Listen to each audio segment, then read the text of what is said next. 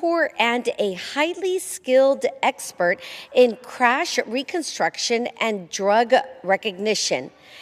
Edinburgh native Trooper Roman Gonzalez has led a life defined by sacrifice.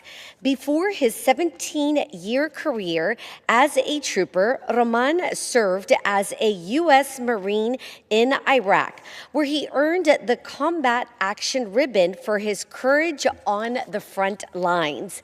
Both of these men continue to go above and beyond as members of the elite Texas DPS Honor Guard.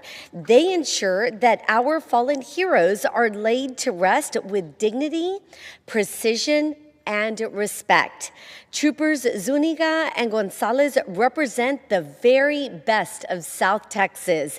Thank you for your service.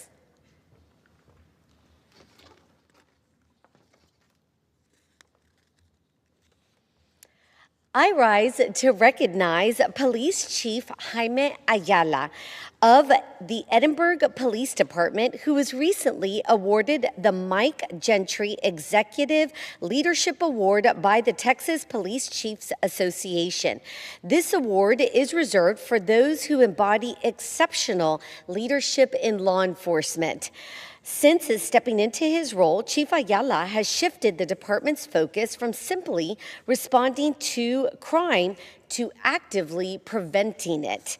By building a proactive agency and deploying drones for real-time emergency responses, he has ensured that Edinburgh remains at the cutting edge of public safety and innovation. Under his leadership, the Edinburgh Police Department was awarded the Rio Grande Valley's favorite law enforcement agency for the third year in a row. This honor reflects his team's deep commitment to serving and connecting with our beautiful community. Congratulations, Chief Ayala, on this incredible achievement.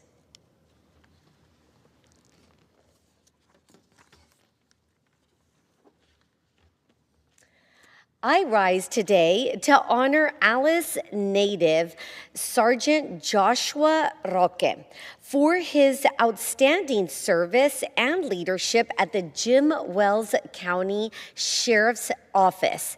Since joining the department 6 years ago, Sergeant Roque has demonstrated exceptional work ethic, and leadership, moving from his role as a correction officer to patrol sergeant. He has distinguished himself not only as a deputy, but also as a resilient member of the SWAT team. He is known throughout the agency for his professionalism and positive attitude that he brings to every shift. Whether he is supervising his squad or making critical decisions under pressure, he leads with integrity. Thank you, Sergeant Roque, for your dedication to public safety and unwavering commitment to the mission of the Jim Wells County Sheriff's Department. Thank you. I yield back. The chair now recognizes the gentleman from New York, Mr. Latimer, for 5 minutes. Thank you, Mr. Speaker.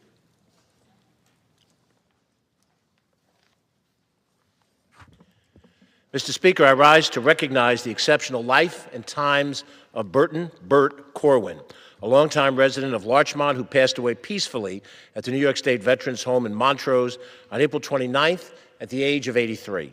Burt was born in Pittsburgh, Pennsylvania.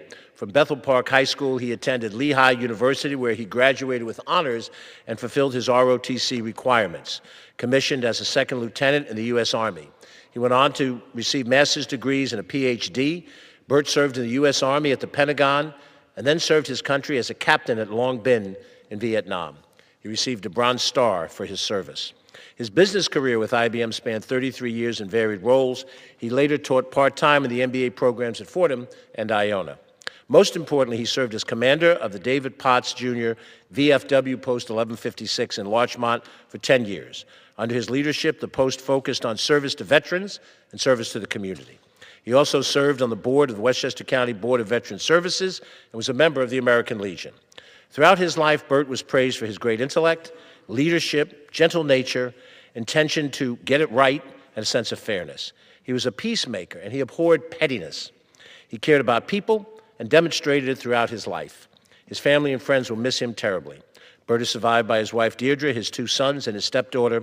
From the floor of the U.S. House of Representatives, we salute Burt Corwin and his life of service and dedication to his family, his neighbors, and his country.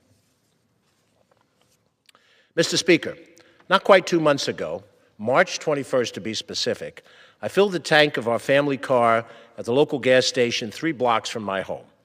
It was near empty in the gas tank. The price for regular gas was $4.19 per gallon, $4.59 for Plus and $4.99 for Super. 20 gallons later, I paid $85.80 and headed back home. This past Monday night, before coming here to Washington by Amtrak, I did the same thing, $4.79 per gallon, $4.99 for Plus, $5.59 for Super, 60 cents more per gallon in just 50 days. The same gas cost me $95.80, $12 more than it did 50 days before. And it was even higher back before March, back in January. If I needed a full tank once a week and prices were to freeze at today's rate, I'd be paying $600 more per year. That's a 15% increase. With a congressional salary, I can afford it. But what about the waitress? What about the factory worker? What about the home health care aide or the truck driver or the firefighter? What about the nurse or the clerical worker? Are they getting a 15% pay raise this year? Many of these people don't know much about the Straits of Hormuz. They don't know much about the shifting rates of tariffs. Maybe they care, maybe they don't. But they care that it costs more today on May 13th than it did on March 21st or on January 1st. You can't blame this on Biden, although you'll try. You can't blame this on Obama or Hillary or, for that matter, FDR, Grover Cleveland, or any and every Democrat that ever existed. The fact is, on January 19th, 2025, the Straits of Hormuz were open.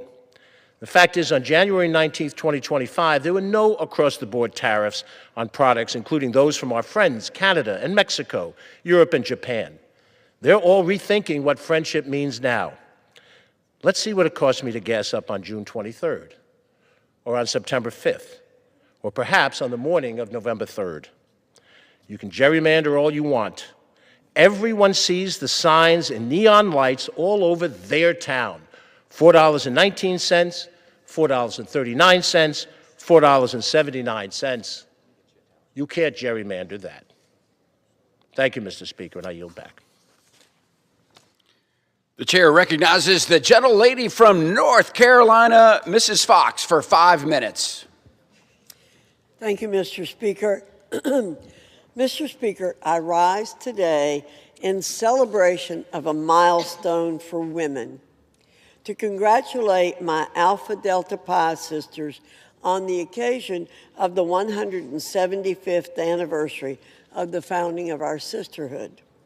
Established as the Adelphian Society on May 15, 1851, at Wesleyan Female College in Macon, Georgia, Alpha Delta Pi is the oldest secret society for college women, founded at the first college chartered to grant degrees to women.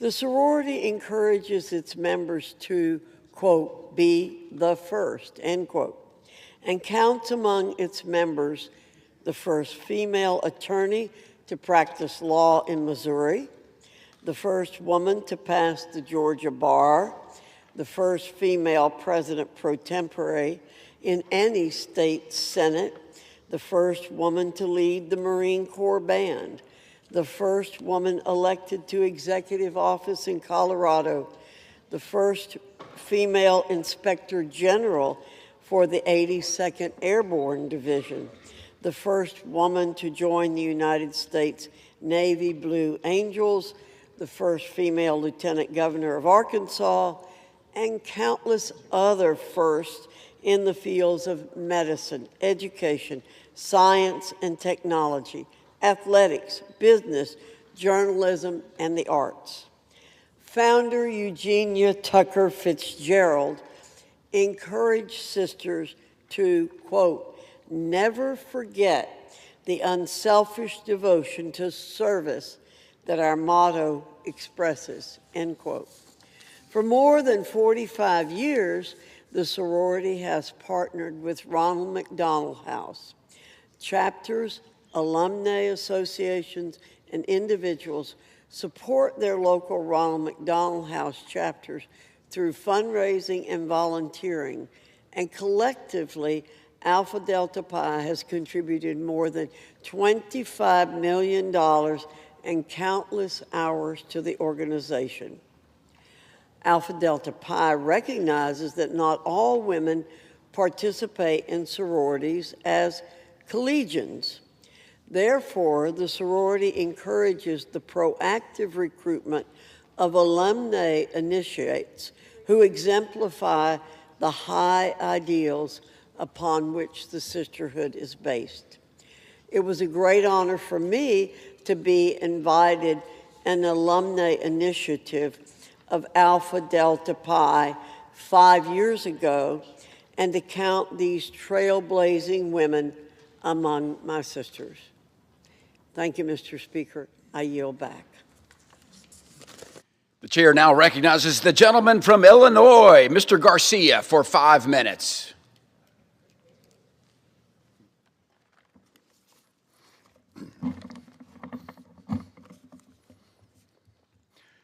Mr. Speaker, I rise today to honor the life of Mayor Jeff Wallach of Stickney, a man whose life was inseparable from the village that he loved. Jeff served his community, first as a police officer and later as mayor, always a fighter for Stickney. Mayor Wallach never stopped pushing, never stopped advocating, and frankly, never took no for an answer when it came to his home and his people.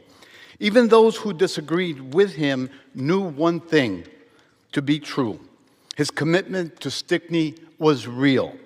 He carried his community in his heart everywhere he went. He never walked away from service, always protecting and fighting for the town he believed in. Jeff was part of an era of public service that people will speak about with pride. We extend our deepest condolences to the Wallach family, the residents of Stickney, and all those mourning his tremendous loss. May he rest in peace.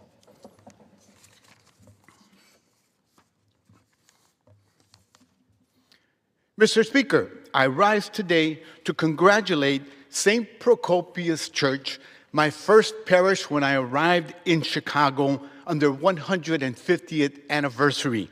Founded in 1875 in the historic Pilsen community in my district, St. Procopius was first built to serve the growing population of Czech immigrants who settled in the neighborhood after the Great Chicago Fire.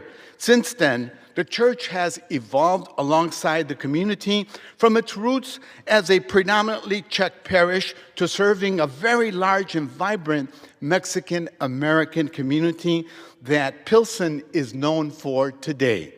The parish, now merged with Providence of God Parish, Holy Trinity Croatian Parish, continues to contribute greatly to the Pilsen neighborhood and the city of Chicago through community outreach, hosting cultural and religious celebrations, and providing education to children from 15 communities across Chicago through a dual-language parish school that I'm proud to be an alum of. Congratulations, St. Procopius Church, for marking a century and a half of faith, resilience, and dedicated service to the people of Chicago.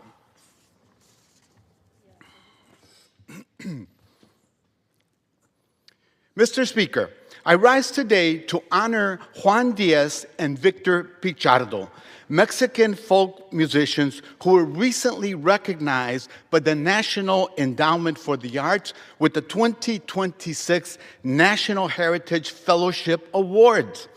Juan and Victor co-founded Sones de Mexico in Pilsen, Illinois, and have dedicated their lives to preserving, sharing, and uplifting the rich traditions of Mexican folk music for new generations. Through workshops, seminars, residencies, and performances, they have taken Mexican music from neighborhood events in Pilsen to Carnegie Hall, from the Kennedy Center and the Smithsonian Folklife Festival. For 35 years, Victor and Juan have taught hundreds of students in Mexico and the U.S., keeping traditions alive and strengthening cultural identity. This award is a recognition of their contributions to enriching America's cultural tapestry. Juan, Victor, su música y sus logros nos llenan de orgullo. Translated, Juan and Victor, your music and achievements fill us with great pride. I yield back. The gentleman yields back. The chair recognizes the gentleman from Florida, Mr. Bean, for 5 minutes.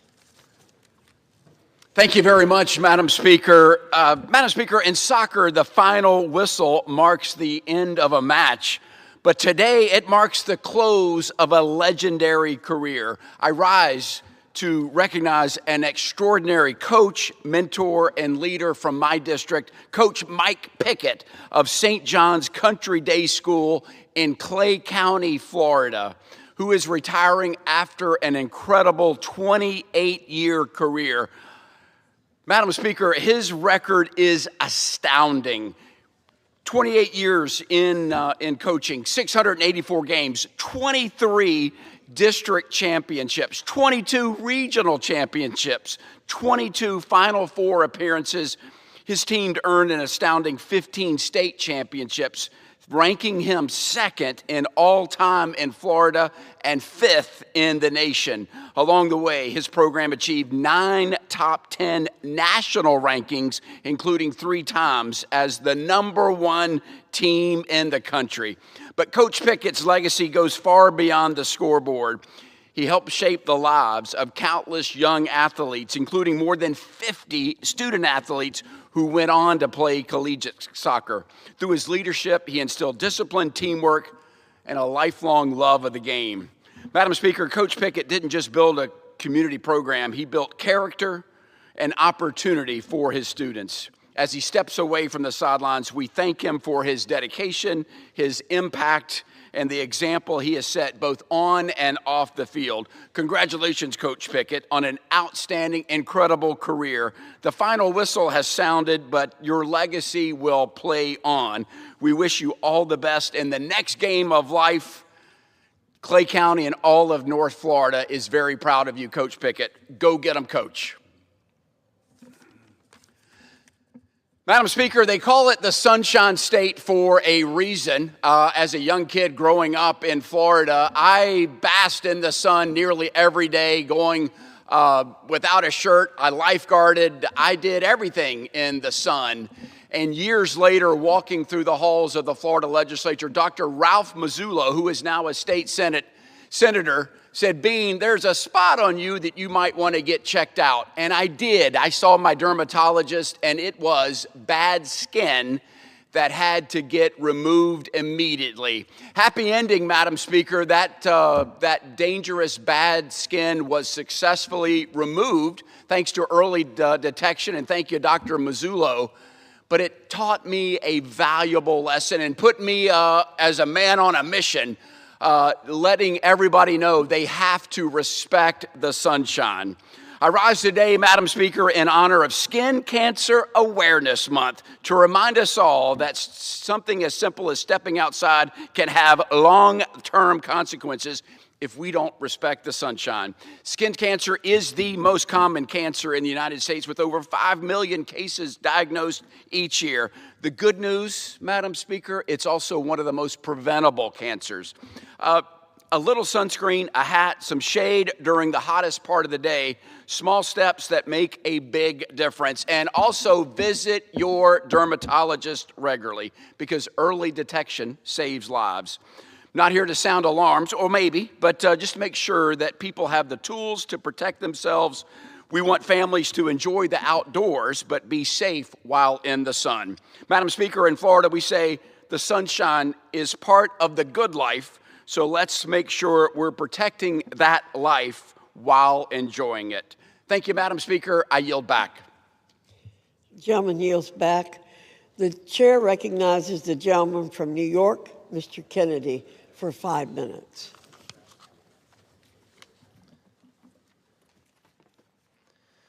Thank you.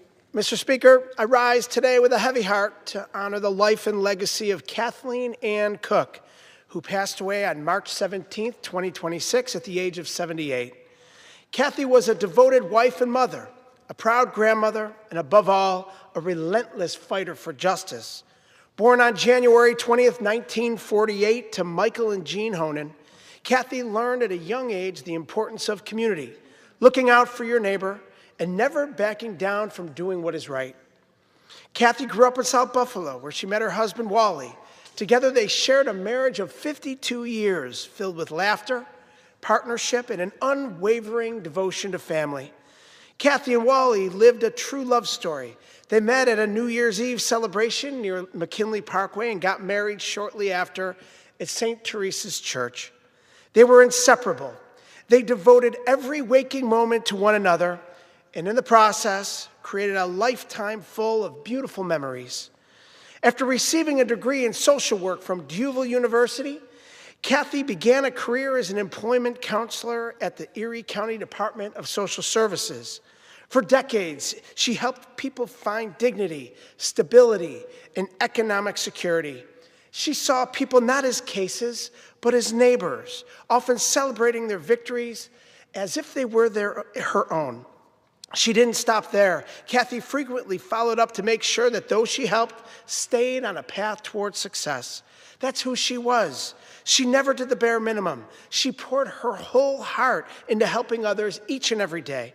And she passed that calling on to her children, my dear friends, Melanie, Mike, and Walt, each of whom followed in their mother's footsteps and chose a life of service. Melanie became a supervisor of special education for the Buffalo Public Schools, helping students with special needs to reach their full potential. Mike, my former classmate and the best OT to come out of our class at D'Youville University, works as an occupational therapist at the Erie County Medical Center, helping patients regain independence following traumatic injuries. And Walt, one of the most selfless public servants I've ever had the privilege to work with, serves as Deputy District Director and Senior Caseworker in my Buffalo office, where he dedicates every day to the betterment of our community. Kathy instilled in her children a deep belief in the power of civic duty and the promise of our democracy. Inspired by leaders like President John F. Kennedy, Kathy believed that if you want to see change, you must fight for it. She never missed an election. She never sat on the sidelines, and she knew that one voice could make a difference, and she used her own for the betterment of our community. Kathy was a happy warrior in the fight for a better world. Her compassion was evident in the small, quiet acts that revealed the depth of her character. Kathy was also an avid Buffalo Bills fan who never missed a game. In 1974, when she was nearly 9 months pregnant with identical twins, Mike and Walt, she went to Rich Stadium for a Bills playoff game. When the Bills lost their first Super Bowl, she forced her children to skip school to go to the rally in front of Buffalo City Hall to welcome her beloved Bills home. Kathy passed away on St. Patrick's Day, her favorite day of the year, surrounded by her entire family. Like many South Buffalonians, she was proud of her Irish heritage and loved celebrating her roots alongside those she loved.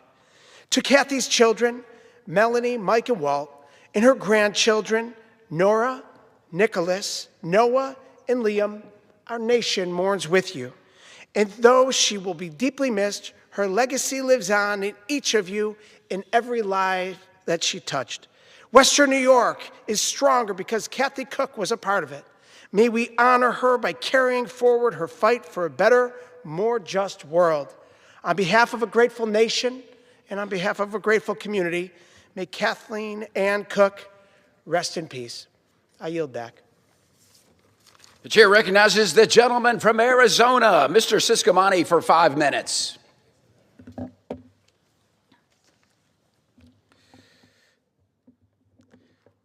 Thank you, Mr. Speaker.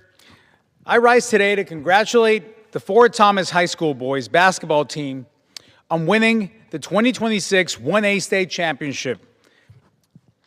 The Apaches won their first title since 2020 with a score of 77-45 in the championship game. Nearly 10,000 fans were in attendance to cheer on Fort Thomas, making their victory that much sweeter. Senior Damari DeSella led the team, scoring 26 points, including 3 consecutive three-pointers at the end of the third quarter. His performance earned him the championship's MVP vote. With this victory, the Apaches took home their 13th state title. Coach Matthew Donna, having led the team to this year's championship title, was named the boys' 1A Conference Coach of the Year. To Coach Donna, the whole team, and everyone who made this win possible, congratulations. Your hard work has made your school and our community very, very proud. Apaches, enjoy your victory. You earned it. Here's to another successful season and many, many more.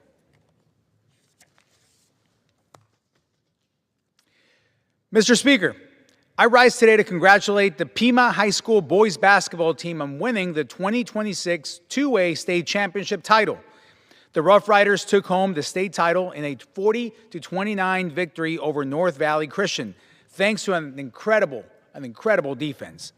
This victory marks the second state championship title the Rough Riders have taken home in the last 3 seasons, after winning in 2023 as well, and their 12th overall. Senior Keegan Corona scored 16 points, helping secure the win for Pima. Corona was also named the 2A East Region Offensive Player of the Year. This victory caps off a 21-year career for Coach Cliff Thompson with an impressive 475-173 record. This puts Thompson at 17th overall in Arizona history. To Coach Cliff Thompson, the whole team, and everyone who made this win possible, congratulations. Your hard work has made your school and our community very, very proud. Rough Riders, enjoy your victory. You've earned it. Here's to another successful season and many, many more.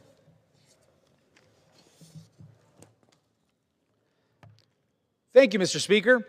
I rise today to congratulate the Palo Verde High School boys basketball team on winning the 2026 3A state championship title. The Titans made school history with this victory, taking home their first basketball state championship in school history. They earned the title with a score of 52-41 against Coolidge High School. Junior Rashad Ortiz led the team with 19 points and was chosen as MVP for the 3A state tournament. This amazing win comes after the Titans reached the 3A championship just last year. Coach Anthony Smith has led the team since 2021, coaching the Titans to a state championship, a state runner-up, and a 96-40 record. To Coach Smith, the whole team, and everyone who made this history-making win possible, congratulations. Your hard work has made your school and our community very proud. Titans, enjoy your victory. You've earned it. Here's to another successful season and many, many more. With that, Mr. Speaker, I yield back. The chair recognizes the gentlelady from Illinois, Ms. Ramirez, for 5 minutes. Thank you, Mr. Speaker. This morning, I rise to celebrate a longtime Chicago leader, an organizer for housing justice, my mentor, and a dear friend, John McDermott. John's legacy fighting for affordable housing is written across our city. From his work as the executive director at the Lakeview Action Coalition to his tenure at Palenque LSNA and his work to protect and preserve affordable and public housing at Lathrop Homes, there are few people whose names are as synonymous with housing justice as John McDermott's. Because of his mentorship and organizing, the Preserve Lathrop campaign secured the replacement rather than the demolition of 925 public housing units and the preservation of historic buildings. But John's impact extends beyond any one single campaign. John's mentorship has built housing justice leaders, many of them who serve now in Chicago as public servants today. I count myself one of them. And so on behalf of Illinois' 3rd Congressional District, it is my sincere honor to commend John McDermott for his lifetime of contributions in the fight for housing justice and affordable housing for all. Congratulations, John. And Mr. Speaker, I rise today to honor Felicia Davis Blakely for her service to community, her commitment to women and families, and her fierce leadership. A self-described girl from the South Side, Felicia has worked at the intersection of public policy and community equity and inclusion for over 3 decades. Her notable and impactful career in nonprofit leadership and public service has blazed trails for women and girls across our entire city of Chicago.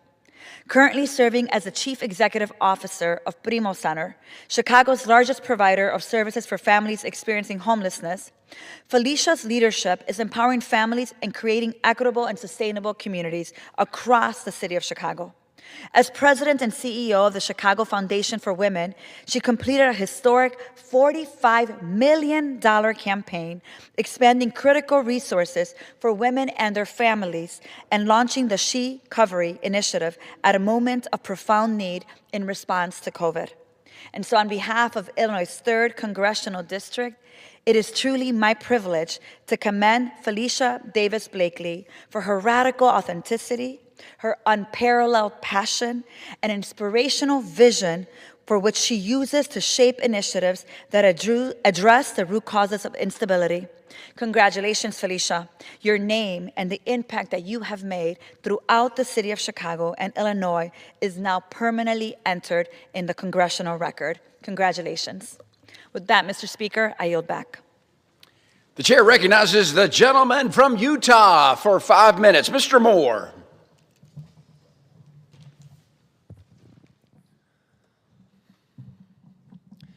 Thank you, Mr. Speaker. I rise today to recognize and honor a man who has been a fixture of northern Utah for decades, who unfortunately passed away recently with a short but hard-fought battle with cancer. It's hard to think of a man more dedicated to his community than Garden City Mayor Mike Lenhart. Mayor Mike spent his life serving his Garden City as a city council member, fire chief, Bear Lake County and search and rescue volunteer, and most recently as a 3-term mayor. When he wasn't serving his community, Mike was often found riding his Harley with his wife Tammy and enjoying the scenic backdrop of northern Utah. It's been an honor to serve Garden City alongside Mayor Mike, and I'll miss him at the next Raspberry Days.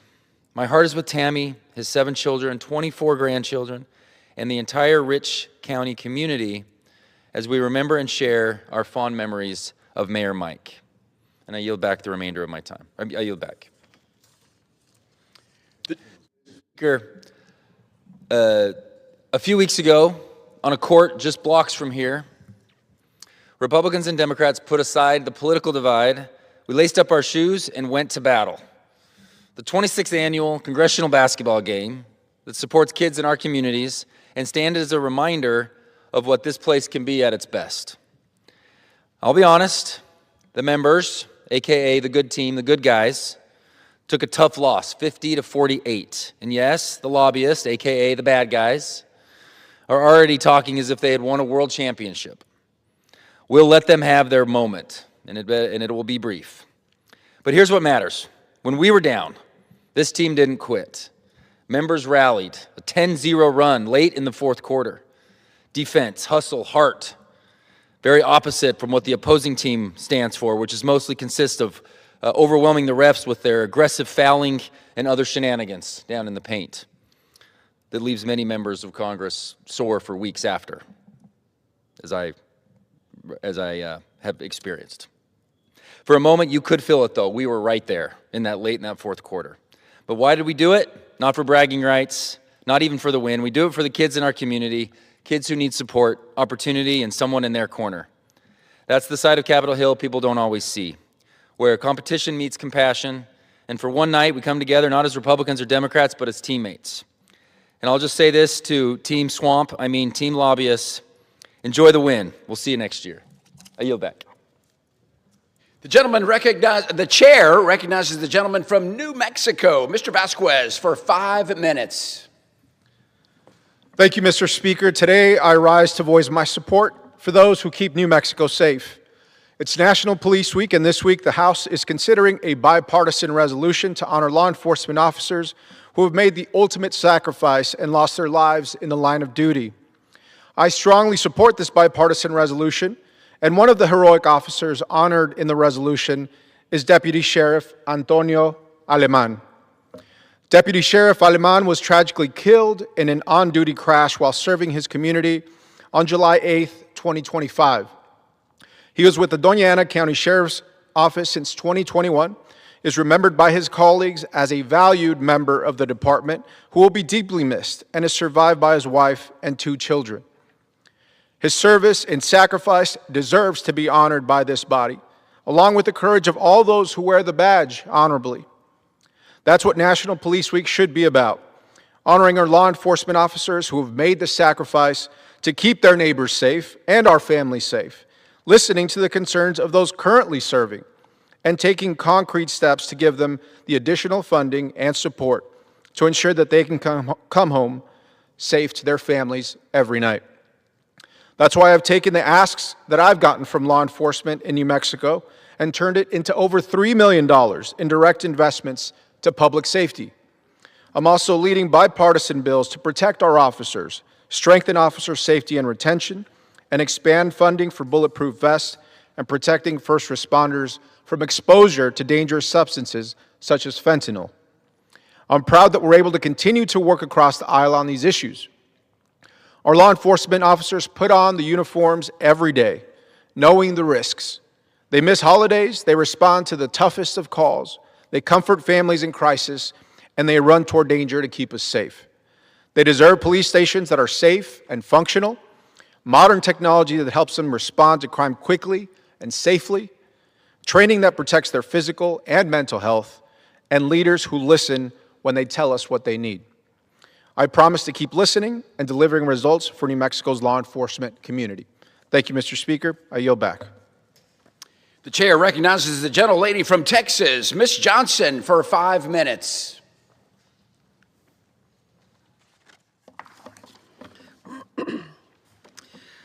Mr. Speaker, today I rise to recognize National Nurses Week and honor the extraordinary nurses serving North Texas and communities across our country.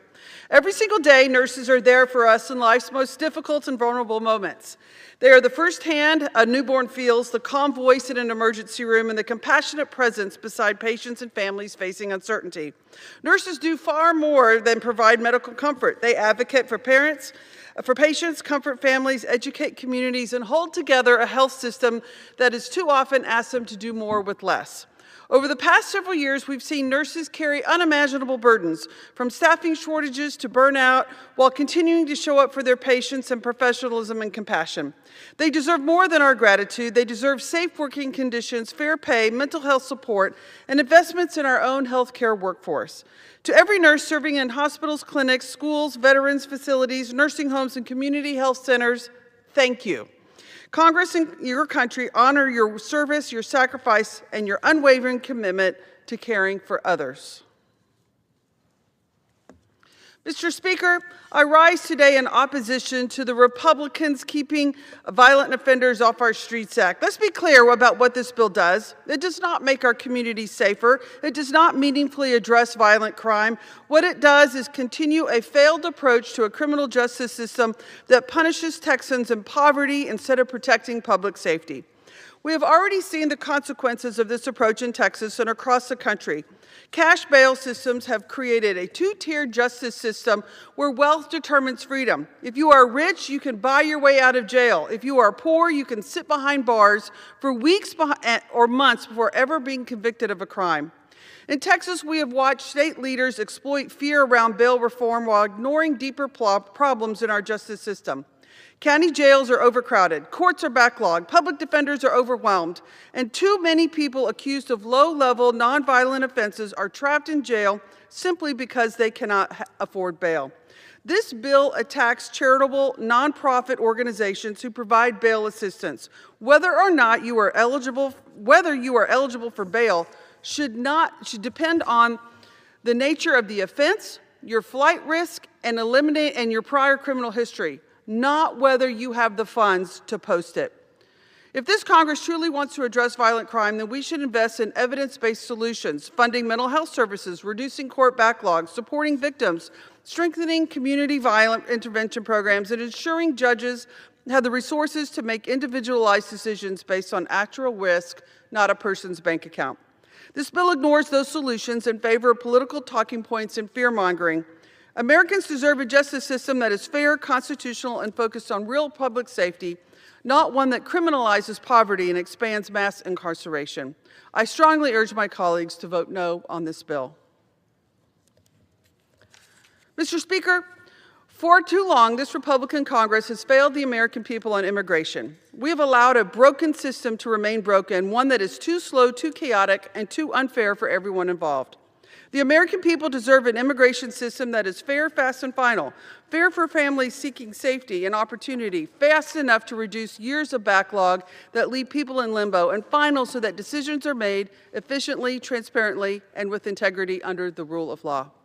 But we will not fix our immigration system by abandoning our constitutional values. We will not restore order by stripping away due process rights or criminalizing people without giving them a fair hearing before the law. That is why I voted against the Laken Riley Act and the Agent Raul Gonzalez Act. While supporters claim these bills are about safety, they expand mandatory detention and enforcement powers in ways that undermine due process and threaten our basic constitutional protections. In this country, we do not decide guilt or innocence without a hearing or access to an attorney. We do not throw away civil liberties because political pressure or fear. Due process is not a loophole, it is a cornerstone of American democracy. It protects citizens and non-citizens alike from government overreach and ensures that our laws are applied fairly and consistently. We can modernize our immigration system and protect public safety while still upholding the Constitution. Those goals are not mutually exclusive. In fact, our system works best when we defend both security and justice together. We need comprehensive immigration reform that expands legal pathways, addresses workforce needs, invests in immigration courts, and creates clear, enforceable rules that reflect our values as a nation. America has always been strongest when we lead with both compassion and the rule of law. As a member of Congress, I will never vote to sacrifice one for the other. And I yield back. The chair recognizes the gentlelady from Ohio, Ms. Sykes, for 5 minutes.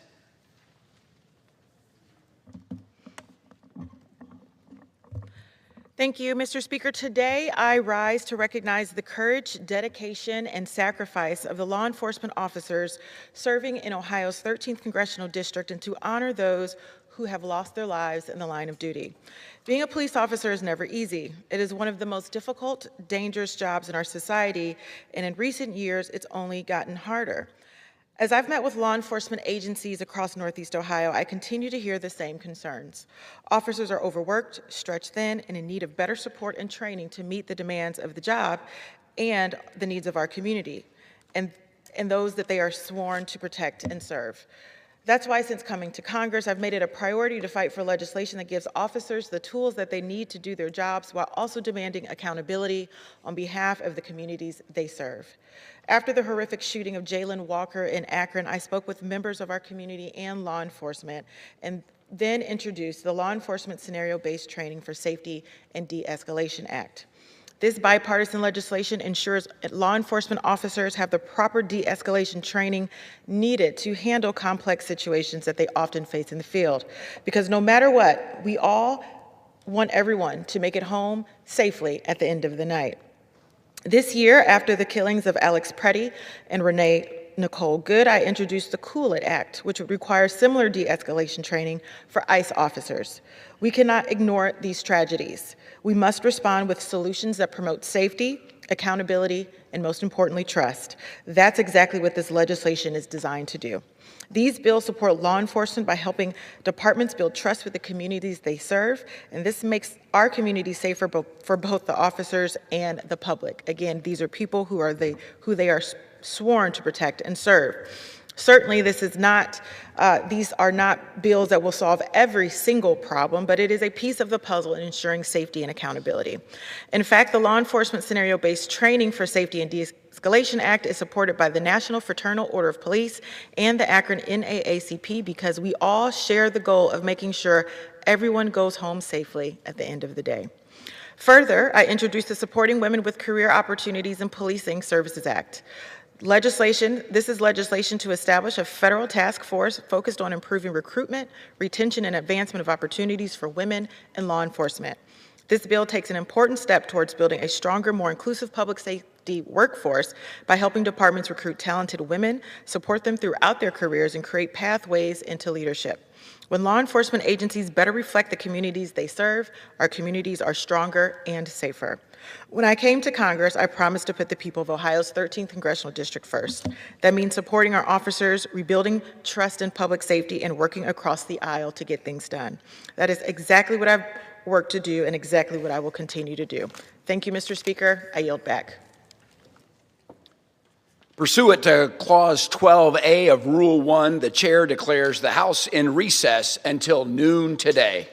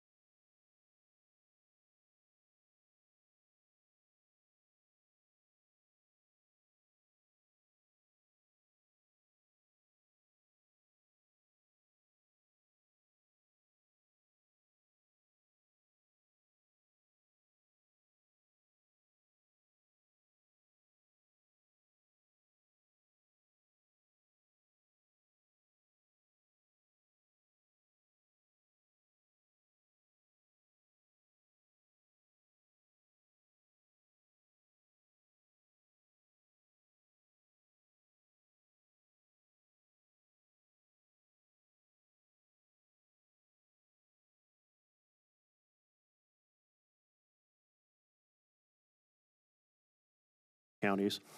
And in every single meeting with local leaders, there was some city saying, and some small town saying, how can we get the resources? It's so expensive to meet the modern standards with a smaller population that we really need more help from the federal government, and that normally comes in the funding of the state revolving funds. In some cases, it's an immediate, significant challenge. In the Umatilla Basin, it's nitrates in the groundwater that are necessitating that we do. The people can't use their wells, so for years they've been getting water deliveries. But the ultimate strategy is really to put them on a municipal type system, but it's expensive. So it's just an example of the challenge one challenge that's faced. Other cases, it's just the old infrastructure is worn out. I've still got communities where the water's delivered through wooden pipes, and that was quite a revelation to me when I first came into office. And so sustained investments are important. Your budget also eliminates categorical grants to states who implement longstanding human health and environmental protection standards, including $237 million to monitor air quality and $175 million to monitor storm runoff, snow melt into rivers and groundwater, and $117 million to oversee the drinking water systems. And all of that, of course, part of monitoring is see where is something going wrong so we can collectively work together to address it. And your budget eliminates the environmental justice program. And we probably have a different perspective on this. My perspective is that so often development has occurred near low-income communities, often minority communities, who suffer disproportionate health impacts. And so I felt that the environmental justice focus was very important in terms of serving all the citizens of the United States. So that is a concern to me. And I'm also concerned about research. The budget reduces the science and technology account by, at our count, 32%, including a almost, well, two-thirds cut, 66% cut to research and data on air quality, risk from pollution, and energy-related impacts. And if we don't research it, how do we find the answers to work together on? And certainly these issues aren't blue and red issues in Oregon. They're of concern to every community throughout my state. And of course, money and staff are both essential components. And the budget is looking at, well, if I have it right, up to date, about 2,500 staff who have been, if you will, invited to find a new career through the deferred resignation program or just straight out terminations. On the research side, we have EPA labs in Oregon, in Corvallis and Newport, and one is to understand how chemical contaminants harm communities and ecosystems along the Pacific coast. We all value our coast ecosystems very much, and we have the commercial side, the commercial fishing, we have the crabbing industry, we have and all kinds of fishing. And those EPA labs ensure that those ecosystems are safe and thriving and productive. And sometimes we have to shut down fisheries because we have toxins that are created through certain algae blooms at times that we have to monitor and make sure that people don't get sick. So that's key. The Columbia River Basin Program, a great water program, is cut by 58%. The Columbia carries more water than any river in the country, including the Mississippi. It's extraordinary where it cuts through the Cascade Mountains. And it's a very, very long river. It even goes up into Canada and back down into Montana. And so all along the way, there are a lot of factors that affect the quality and function of the river that's important to every city and every state it passes through. And its final stretch is between Washington State and Oregon. The WIFIA program is something that I was very involved in creating because I heard about the larger cities, just massive projects. Sometimes it was separating combined sewer runoff, stormwater from the actual sewage side. and or other really massive rebuilding of outdated infrastructure or infrastructure that was sufficient for the growth of commercial or residential activity. And that program has been quite effective. Now, there is one project in Oregon, the Port of Morrow, that submitted an application through WIFIA. Submitting by a port is a novel use. They're relying on those infrastructure loans, and they need help. So I just wanted to mention that. And one more item that deserves attention is the moving Energy Star out of EPA.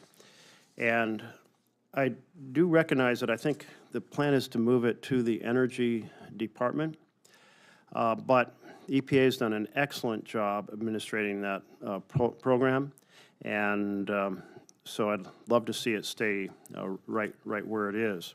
I'm somewhat concerned that it'll be a little more exposed, less exposed to the science of EPA and a little more exposed to the politics and the energy side, and so maybe your department might be the right place to continue to manage that operation. So those are some of the factors that I look forward to us discussing today, and thank you for coming before us. Thank you, Senator Merkley. We will now begin with a round of questions, and I'll lead off here, Administrator. I mentioned, as did the ranking member here, about the clean water and drinking water SRFs. I've long made the argument that the best way to help ensure clean air, clean water is for the agency to prioritize funding that that really has on-the-ground impact. And when you look to these funds, I think we certainly see that. In fact, this is probably the one area of bipartisan agreement that we have here. Certainly the most requested programs that we see each year. So I know it's about prioritizing. I know that you have to make choices, but I will ask what I probably asked last year, which is you've got a budget now that requests that we effectively eliminate the one thing that we all agree on. So why would the agency move away from what we consider to be pretty critical on-the-ground programs to ensure that Americans have access to clean water? And so I guess it's a why, and then how, given your budget direction, does the agency plan to address the significant backlog of both the drinking and the water, wastewater infrastructure challenges that we have around the country? So just speak to this program, if you will, because I know that many members have concerns about it. Thank you, Chair Murkowski, for the question. And we don't want to get rid of the program. We are proposing what we would call a significant amount of funding. What we don't include in our funding request, respectfully, is any of the congressionally directed spending. I'm not going to opine on individual requests. Our agency is focused on making sure that all of the congressionally directed spending that is administered through this program, through EPA, is able to get out as quickly and effectively as possible. But our budget request doesn't include any of that amount, which is largely what the plus-up was last year from what was originally proposed in the President's FY26 budget and then the final appropriation. I would also report that as of the last time the balance of these accounts were given to me, the total uncommitted fund balance for the clean water and drinking water SRFs was nearly $14.8 billion. Of this amount, the agency has determined that $5.7 billion have sat unused by states now for more than a year. And that's an estimated 1,800 projects that could have broken ground but didn't. And too many states have been guilty of maintaining excessive uncommitted amounts within their state SRF programs, including 14 states within the Clean Water Program and 28 states within the drinking water program. So similarly to how we've taken action to reallocate the lead service line replacement funding from states that have been laggard to those that are prioritizing action, the agency is currently reviewing options to make sure SRF capitalization dollars go to states that are ready and willing to use them to improve their local communities. We look forward to continuing to work with you and this committee, members on both sides of the aisle, to make sure that that this massive amount of funding that is currently at EPA that has gone undeployed, as well as the upcoming decisions for Congress to make, which includes congressionally directed spending funding that might be included, Congress's decision in the upcoming negotiations, making sure that that's done as quickly and effectively as possible. Well, I appreciate you raising that, and I think what I'd like to do is dig a little deeper in terms of what states are holding these balances, if you will, and trying to understand a little bit more there. When it comes to the CDSs, you know, we can have our discussions about it, but the fact of the matter is we continue to allow for it in both the House and the Senate. I don't consider at all congressionally directed spending to be anything in the wasteful spending account.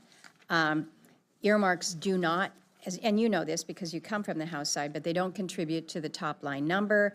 The projects are already eligible for the funding, and so I guess I look at this and say what we want to do is we want to have proper coordination with local community and our state water managers, and it's members of Congress that are in a better position to do that rather than somebody who's sitting in your office over there at EPA. But let me ask about congressionally directed spending projects and the execution there, because it's come to my attention that we're still really, really backlogged with the EPA executing the CDS spending projects. So my understanding is that since 2022, only about a third of Congress's directed projects have received their funding from the EPA. Just over 1,000 more CDS projects from the FY26 bill just came to you at the beginning of the year. So that's a challenge as well. So we acknowledge that CDSs are an allowable use. Majority of members in the Senate use them. And so they have been authorized, appropriated to, and my hope is that the agency isn't just sitting on these. It's the law now. So can you give me any update in terms of progress in funding projects, and not only on this newest tranche that you have just received in the FY26, but what you're doing to catch up on the backlog of the CDS projects? So there's currently 3,400 grants totaling about $5 billion. Typically, once the application is submitted at grants.gov, it takes us about 3 months to complete the process of pushing out the award. We continue to do that. Nothing's being held up or stopped. I would say that what I've experienced in my first 15 months in the position, that the primary hurdles that we've seen is that from one standpoint, we have recipients where the congressionally directed spending funds part of a project, but it doesn't fund the entire project, and they're still working on securing the rest of the funding. Mm-hmm. In some cases, we actually don't hear back from recipients, and that's why working with Congress in a few cases has been helpful, where the member of Congress then contacts the recipient and says, hey, you should probably return this phone call from EPA. In some cases, we've seen costs go up for a particular project. The recipient might be in a different financial situation than maybe earlier on when that congressionally directed spending was secured. And sometimes they want to spend the money on something completely different than what the congressionally directed spending is for. So these are some of the hurdles that I've experienced in working with these applicants over the course of the last 15 months. Continuing to engage directly between EPA and this committee, members on both sides of the aisle, to engage with those recipients to make sure the applications are submitted. But typically, they will be awarded within 3 months of the completed application being submitted to grants.gov. Well, that's an encouraging timeline. I don't think that we're seeing it in 3 months. I appreciate what you're saying about some of the challenges that you have with certain recipients. And if there are resources that this committee can provide to help provide execution in a more timely manner, I'm certainly happy to work with your team on that. Let me turn to my ranking member here for his first set of questions. Thank you very much, Madam Chairman, and I'll just jump right into the WIFIA program that I mentioned. It's resulted in $7.5 billion in savings for borrowers and created 165,000 jobs working on water infrastructure projects across the nation. Thank you for recently closing the City of Medford's $147 million WIFIA application. I can tell you there was quite a festive celebration upon that word. I did want to highlight the Port of Morrow's effort to undertake and address the nitrate contamination. And that's the example of a very expensive undertaking that can really use this help. And can I ask you to take a look at that particular application and see if we can get that one wrapped up? Yes, Senator, we are definitely tracking the Port of Morrow. It's in the process of negotiation and underwriting. I would also point out that another one, Sweet Home, has been invited to apply. They haven't yet submitted their loan application. Definitely well aware of how hard you were advocating for the WIFIA loans that were approved in 2025. And yeah, as you pointed out, you've been involved with the WIFIA program since its founding. It's now been 15 total loans to communities in Oregon, totaling over $2 billion in financing to support nearly $5 billion in water infrastructure investments. So it's certainly been a big success story in your state. And I think a success story in many other states as well. And thank you for mentioning Sweet Home. There are nationwide 82 projects in the pipeline. And so anything that I or others can do to encourage closing as many of those as possible, because often it's the last piece of the puzzle that enables a project to get launched. Every time I meet with the community leaders and they say, well, we've been waiting for the last piece of the puzzle, the construction costs have gone up by X. It's always a very frustrated room, so it really makes a big difference to be able to get to a conclusion on these key factors. Then I wanted to turn, you mentioned in your testimony the plastics and the contaminant candidate list, and I do appreciate that you've included that plastics on that list. We held a number of hearings in the Environment Committee where folks really highlighted the recent studies, and it seems like each study tells us a little bit more now that we're able to look at micro and nanoplastics more carefully. We're finding them food and water, but also in our blood, in our brains, in our breast milk, in our skin tissue, and when it comes to brains, the last study I saw said that currently the cadavers they're examining have the equivalent of plastic in the brain equal to a plastic spoon. And that's kind of a scary thought when I think about this much of an endocrine disruptor inside of our brains. So it's an important undertaking, and you've taken a significant step by putting it on the contaminant candidate list. I did want to submit for the record a few of those recent studies: microplastics in arteries linked to heart disease, levels of microplastics in human brains are rapidly rising, and microplastics a threat for male fertility. Not a little bit kind of scary reading. Can you give us a sense of how you might take forward other efforts beyond the candidate list to address this challenge? For one, that research that you are citing, the efforts to continue to learn more, is very important. This is something that is of great importance amongst our team at EPA. It's a topic that has been of importance with Secretary Kennedy and his team at HHS. And continuing to learn more would be key.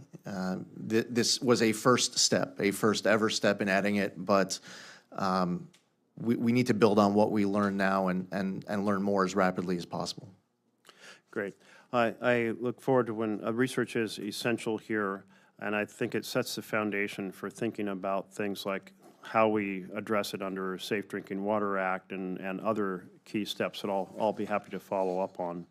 I'm glad you mentioned MAHA, and the MAHA report was very explicit about the heightened risk that comes from plastics, and so a lot more people are paying attention to this issue as we're discovering more and more and seeing those studies.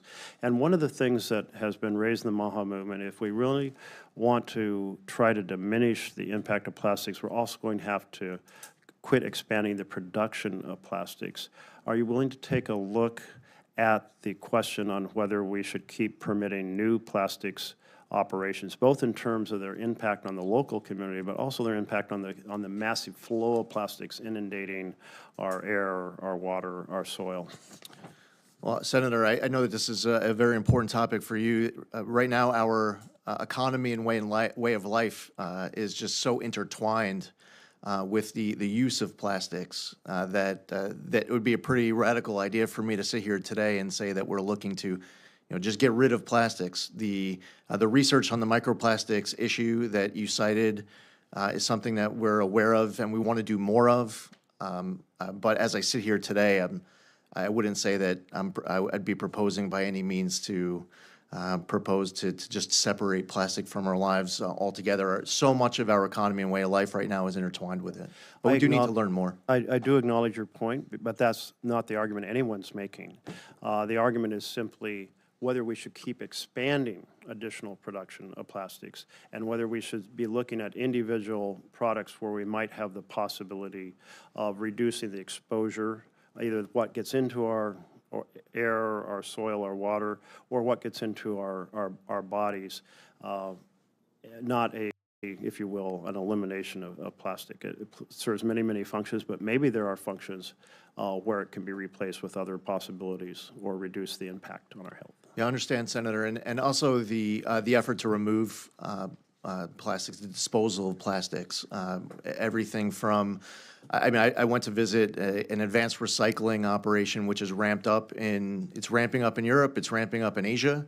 It's been stalled for years here inside the United States, where they're able to reduce plastic to raw chemical compounds. Plastics that end up in landfill, that end up in trash, that can be properly disposed of is important, and plastics that are ending up in our water is another important topic. And the Sea Grant is something else that the Appropriations Committee has funded, and Save Our Seas Act legislation that's been passed by Congress that we want to continue to work with all of you on. You mentioned advanced recycling. I'll just say that merits a longer conversation. I have visited advanced recycling. I've looked at quite carefully around the country. It's actually being used in pretty limited plastic flows, and it also is producing vapors that affect the local community. So it's a longer discussion. I'm not convinced it's the right answer. Senator Hoeven.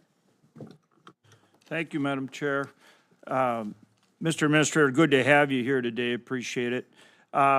We've been working in Minot, North Dakota on a site, a Superfund site, that was actually approved by the EPA for redevelopment in 2016.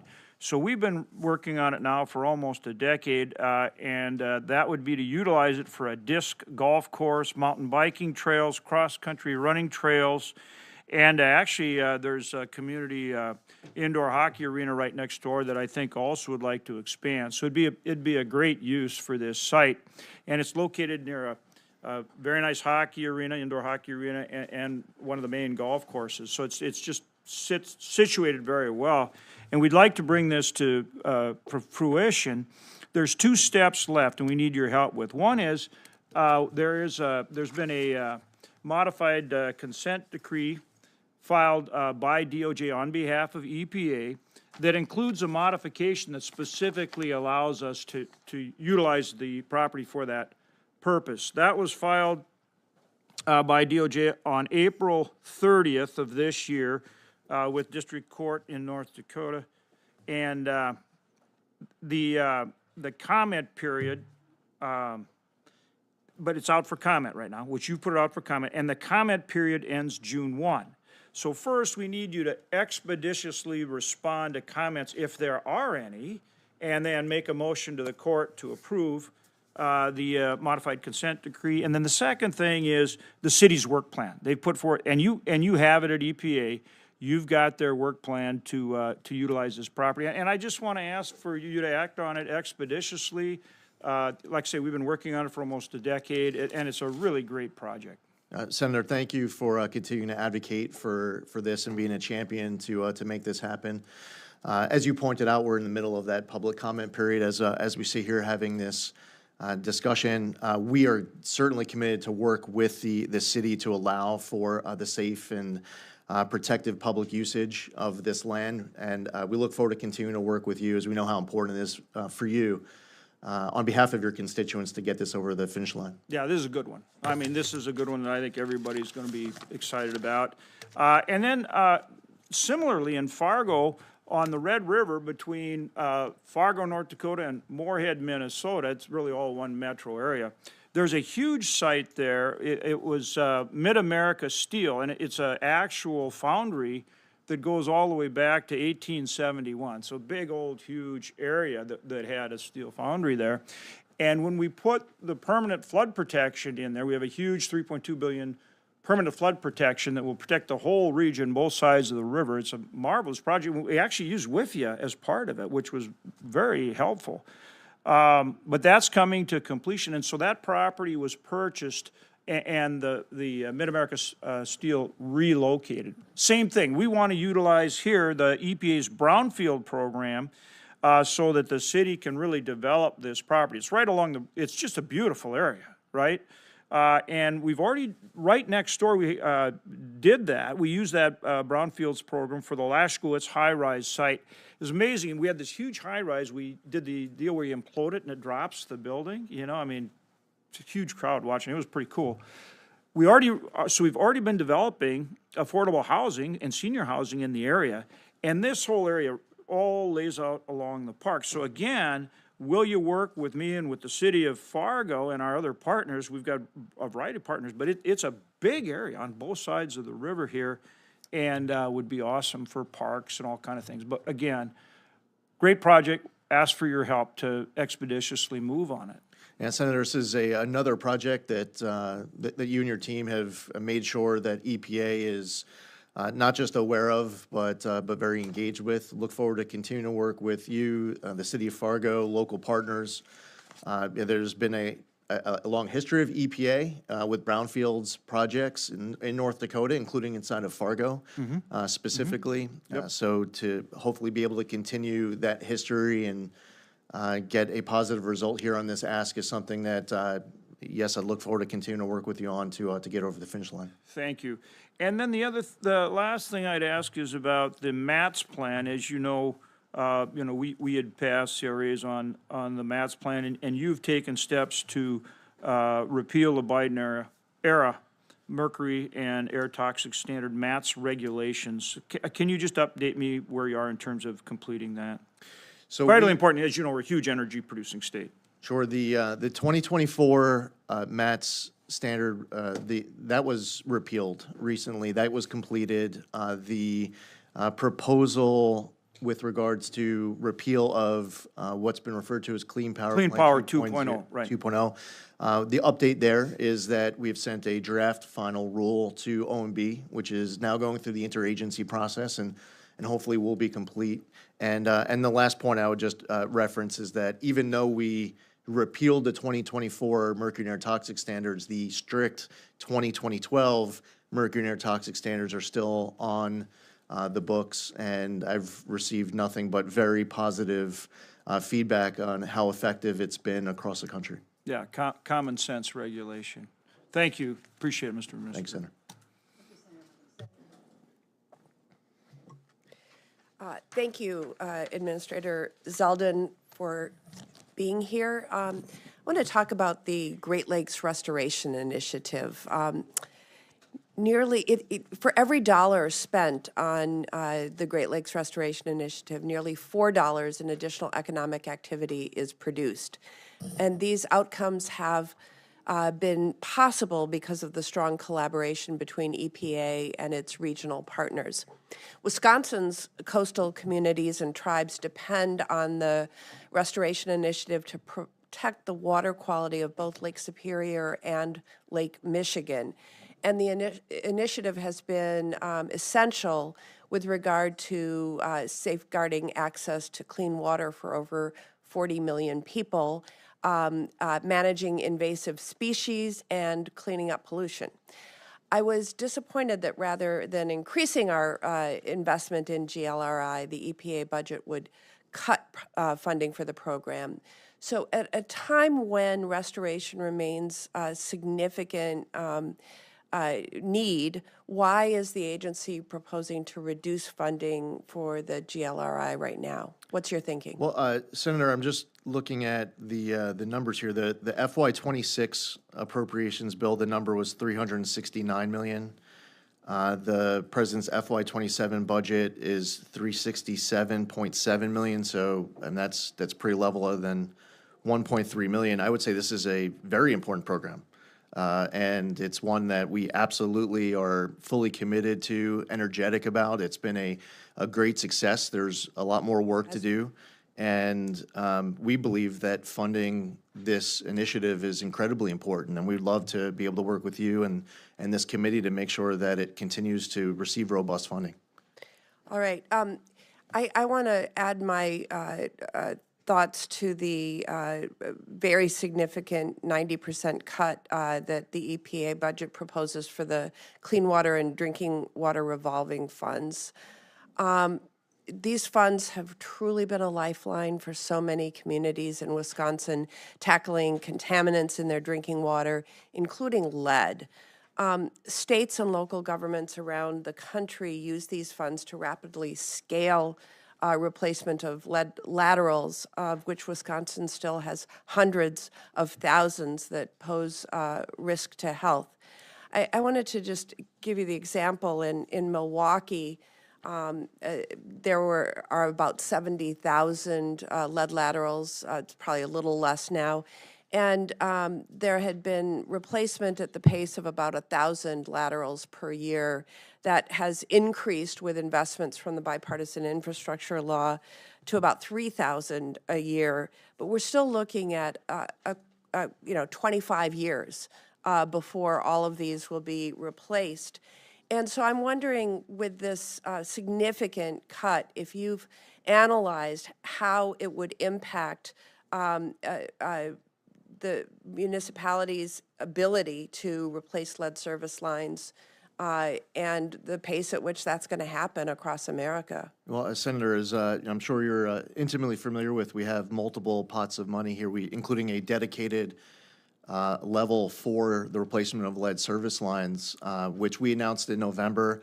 We sent out $3 billion more to states. One of the issues that I would raise to the committee is that there were a lot of states across the country, and I pointed this out in an earlier exchange with the chair. We have a lot of states that actually haven't spent anything of what they've received in 23 since fiscal year 23. Wisconsin is not one of those states. That's a good thing. Wisconsin's been spending that money, but we're getting this money out the door. We've been able to get more money out the door by reallocating money from states where they weren't spending the money. The other good news is that you have a lot of states where they just don't have issues with lead service lines, so they were able to return that funding as well, which offers even more for this effort. That's been the primary source of funding for replacing these lead service lines. But with a 90% cut in the revolving funds, we're going to have a very significant challenge. One other thing, and you can answer this for the record since I'm running out of time, but you spoke in your opening remarks about coordination with Secretary Kennedy regarding monitoring for plastics and pharmaceuticals in water. Both departments and sub-agencies have water monitoring authorities. So I want to know how you are thinking about dividing those duties between EPA and maybe CDC, and what pharmaceuticals are you thinking about tracking at this point? Well, the list of pharmaceuticals is in the many hundreds. Can you submit that and follow up? Sure. I think if I remember correctly, the number I saw was about 374 pharmaceuticals, but don't hold me to that. I would need to go back and take a look at the actual the number, but I think it was 374. And was that created in consultation with the Department of Health and Human Services or EPA on its own? Internally within EPA, working with our Office of Water, which is loaded up with amazing, dedicated, talented career staffers who have been there for 10, 20, 30 years. They love their job, they love the mission, and they're awesome. And that's how we were able to develop this contaminant candidate list 6 that included everything that was announced, plus more. There was PFAS, there were 75 chemicals that were added. There was a lot to that list, but the career staff inside OW, they have all the talent in the world to be able to put that together. Okay, thank you. Thank you, Madam Chairman. Administrator, welcome. It's good to see you. I'm going to start with a subject that I've discussed with you several times, and that's establishing permanent nationwide year-round E15 availability. As you know, my bill, the Nationwide Consumer and Retailer Fuel Choice Act, would simply allow, not a mandate, the year-round sale of E15. However, some of my colleagues have referenced my bill and the regulatory efforts EPA has taken under your leadership to allow year-round E15 as mandates. So, Administrator, is my bill or the actions you have taken at EPA in any way a mandate for a gas station to sell or an American consumer to buy E15? No, Senator. Is it also accurate that we have had year-round E15 through a patchwork of regulations since 2019, meaning this will be the 8th year that we have had E15 year-round? That is accurate since 2019, yes. Thank you. And during these past 8 years, are you aware of any refiners that have closed because consumers had a choice to purchase E15 year-round? I am not aware of any refiner that closed because of that. So we have basically had E15 year-round for 8 years, and the sky did not fall. Thank you, Administrator. It is about time to make permanent nationwide year-round E15 because consumers do deserve to have a choice at the gas station and an opportunity to save money. I also want to take a second to thank you for your work on finalizing the 2026 and 2027 renewable volume obligations. The RVOs are greatly appreciated, especially in Nebraska. This reinforces market demand for American-grown feedstocks, and it helps create more certainty for our farmers and biofuel producers. How do you see these RVOs helping with improving domestic energy production? For one, certainty. When we came in, certainty for members of Congress, too, they've been advocating for it. I don't know just how much of your bandwidth has to get occupied fighting for this very important priority of your constituents that I'm sure you'd rather be able to spend that time advocating for other important priorities of your constituents. But also certainty for Americans. And we have already moved on to RFS Set 3. We cleared a backlog, a very long backlog, a very old backlog with the small refinery exemption requests. And it is our goal to make sure that there's more predictability going forward and more transparency going forward. The same manner in which we adjudicated this process last year is the same process that we're looking forward with, and subject to Congress's votes, any amendment to federal statute, we will follow our statutory obligations to administer these programs according to how Congress chooses to legislate it. Thank you. You know, we hear the tremendous worries, the tremendous stresses throughout rural America, and especially with our ag producers, with our farmers. And the pleading that has gone on for years and years by farmers to help provide the certainty of that year-round sale of B15 and how that would make a huge difference to their bottom line when they deal with their ag lenders, for example, to have that certainty. And a lot of times in that conversation, what we leave out is how important this is to consumers as well. You know, it's cheaper at the gas pump. It has been shown that this does not ruin engines. Any vehicle that's been built after 2001 has no issues whatsoever putting E15 into their vehicles. So I appreciate your help on this. I would also like to turn to the role of EPA has in improving pesticides. Under FIFRA, EPA is required to conduct a rigorous science-based review to ensure a product meets federal safety standards for human health and the environment before they are approved for usage. Administrator, can you affirm that the top priority of EPA remains to ensure the safety of Americans? Absolutely. Our core mission of protecting human health and the environment, which I cited multiple times in the opening remark, it is the opening remarks. It's our core mission. And we're very proud to say that the best announcement that we've put out in the last 15 months was on the one-year anniversary of President Trump's term in office, releasing that list of our top 500 environmental actions from that first year.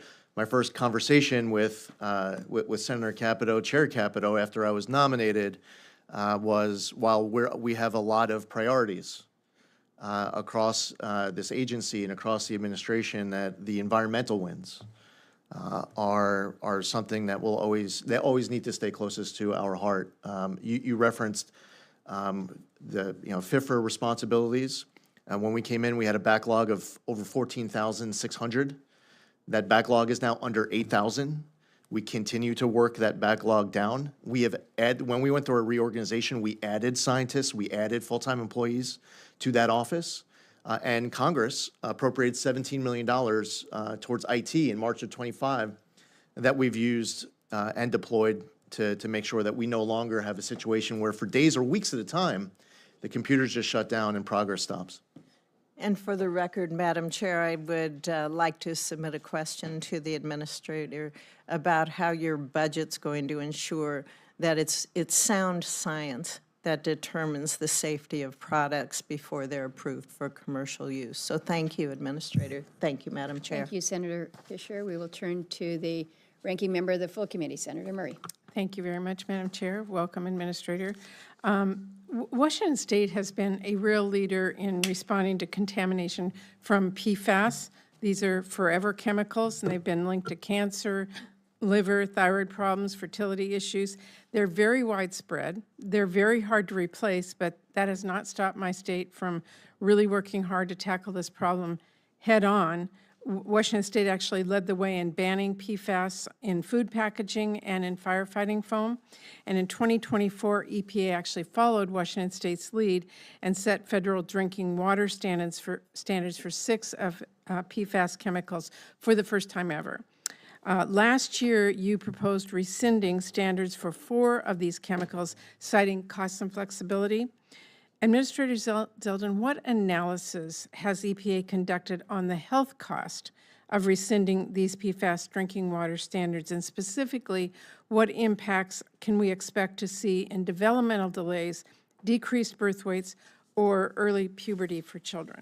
Well, Senator, the extension of PFOA and PFOS for 2 years, that was primarily based on costs. With regards to the rescission of the 4 other types of PFAS, that was following litigation because the process under the Safe Drinking Water Act that was followed. Actually, that wasn't the question I was asking you. I was asking you what analysis you've done on the health costs, not on the health costs, the impact, especially to our kids. Okay, I thought you were asking me about the rescission of the 4. I'm asking you what the health cost is of that rescission. Well, so Have you that's done an illegal. That was analysis? illegal. Have you looked at it? Well, we have absolutely. We have extensive work going on across the agency on all sorts of aspects regarding PFAS, and it's a really long list of work that the agency the reason I is ask involved is with. because EPA's own research found that PFAS standards that you gutted could have saved $1.5 billion in avoided it was a health legal costs, requirement, in Senator. avoided health costs. And we just can't allow the cost for compliance. We have to follow the law. Well, I'm just telling you what the health cost of this is. That's I what my agree that question there's is. a health cost. And I believe that it is really important that we make sure we are doing the right thing, that we are protecting children's health, not doing what corporations need, because there is not yet any proven treatment. You know that for PFAS. The only solution is keeping it out of water in the first place, and that is the point I'm making, is the health impacts. Let me go to another question. Mr. Administrator, the anti-abortion activists are pushing this really absurd argument that women who use birth control or self-managed abortions or miscarriages at home somehow pose a risk to our public health and to the environment. I am deeply concerned that this radical conspiracy has found an audience at the EPA. Last October, the New York Times reported that senior EPA officials directed scientists to look into how the federal government could track traces of abortion medication in wastewater. And last year, House Republicans actually included a provision of that in their EPA funding bill. Are you actually spending taxpayer dollars looking into medication abortion being in the water? Unless they're one of the many hundreds of pharmaceuticals on the list of the contaminant candidate list, I'm not aware of the agency doing anything with that. Do you seriously believe there's abortion in the water like some of the far-right activists are suggesting? I have not. You just said abortion in the water? That's what some far-right activists are saying, that they have an audience in the EPA on that absurd issue. Yeah, I have not had a conversation with anyone at the agency as far as abortions in water. And you're not actively pursuing it or don't have groups of... I don't even know what you're talking about. Well, I'm referring to a New York Times article that reported that senior officials have directed scientists in the EPA to look at this.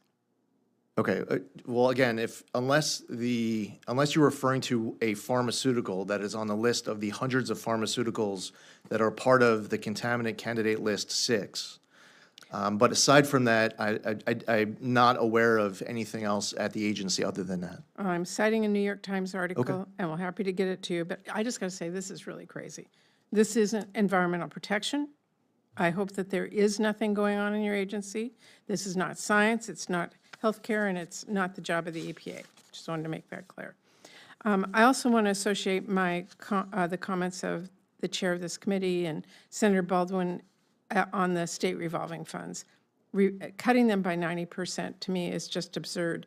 Have you actually talked to water utilities about what sort of price increase that your proposal would cost them and their utility customers?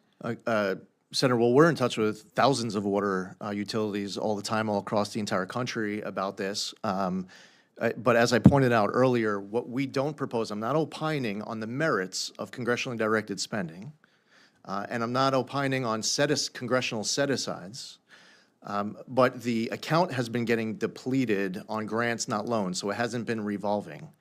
We, in our budget, do not propose congressionally directed spending.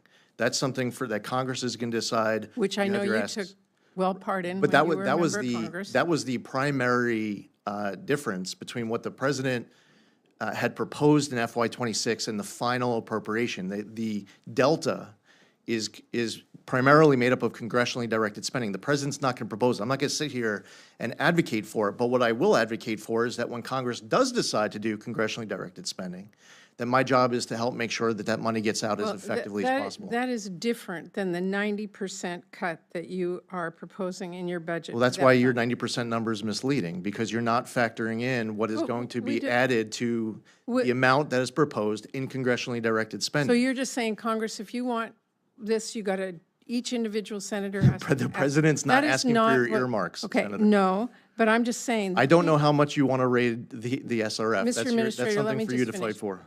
What I need you to understand is the clean water revolving funds, state revolving funds are absolutely critical to our states. And you say there's money hanging out there. I heard your answer on that. The fact is that it actually takes communities and states a lot to design and engineer and put this all together, and they have to have the money first and in order to do that. And what we do know is because there's a lot of positions that have been eliminated at EPA. It's taking a lot longer for those funds to get out That's there. not accurate. So, yes, it is. And so Absolutely untrue. I will just, I need to make this point because I want to agree with the chair that this is a fund that is critical for our states, and our families just simply cannot afford to make up these funds. This is something I feel really strongly about. And by the way, our CDS projects are still water projects. We don't raid the water funding to do that. So that is my loans are being turned into Thank you, grants. Madam Chair. Thank you. Senator Capito, bless you. Ready? Yeah. Hi, Mr. Administrator. Good to see you again. Thanks for coming over to EPW a couple weeks ago. I just want to follow up on an issue during your visit to West Virginia last year, and thank you. And you've made it, I hope you made the point again that you've made it to all 50 states. I hope you made that point here earlier today when I was not here. You heard from our energy producers about the Biden administration ELG rule for power plants. The 2024 rule was very egregious to try to eliminate coal from our nation's energy mix. Because it came on the heels of a regulation that said ELG for the same power plants in 2020, and many of the plants made those investments in dollars with the 2020 standard that required water discharged would meet drinking water standards, only to have those requirements shift a few years later. The Biden rule took a completely different approach by requiring plants to eliminate discharges altogether, which would meet stranding those investments that were made in 2020.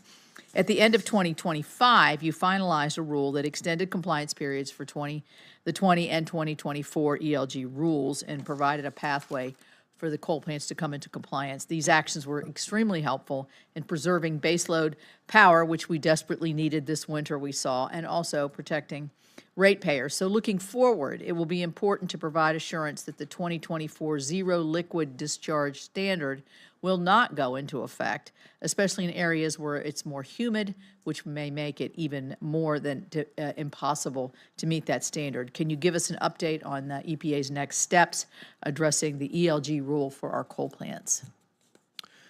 Well, absolutely, Senator, and thank you for raising what has been it's a multi-step process. The first was extending a compliance as we go through a reconsideration. There were tremendous costs, as you well know, impacted greatly by your own people with the added costs that was estimated into the billions of dollars.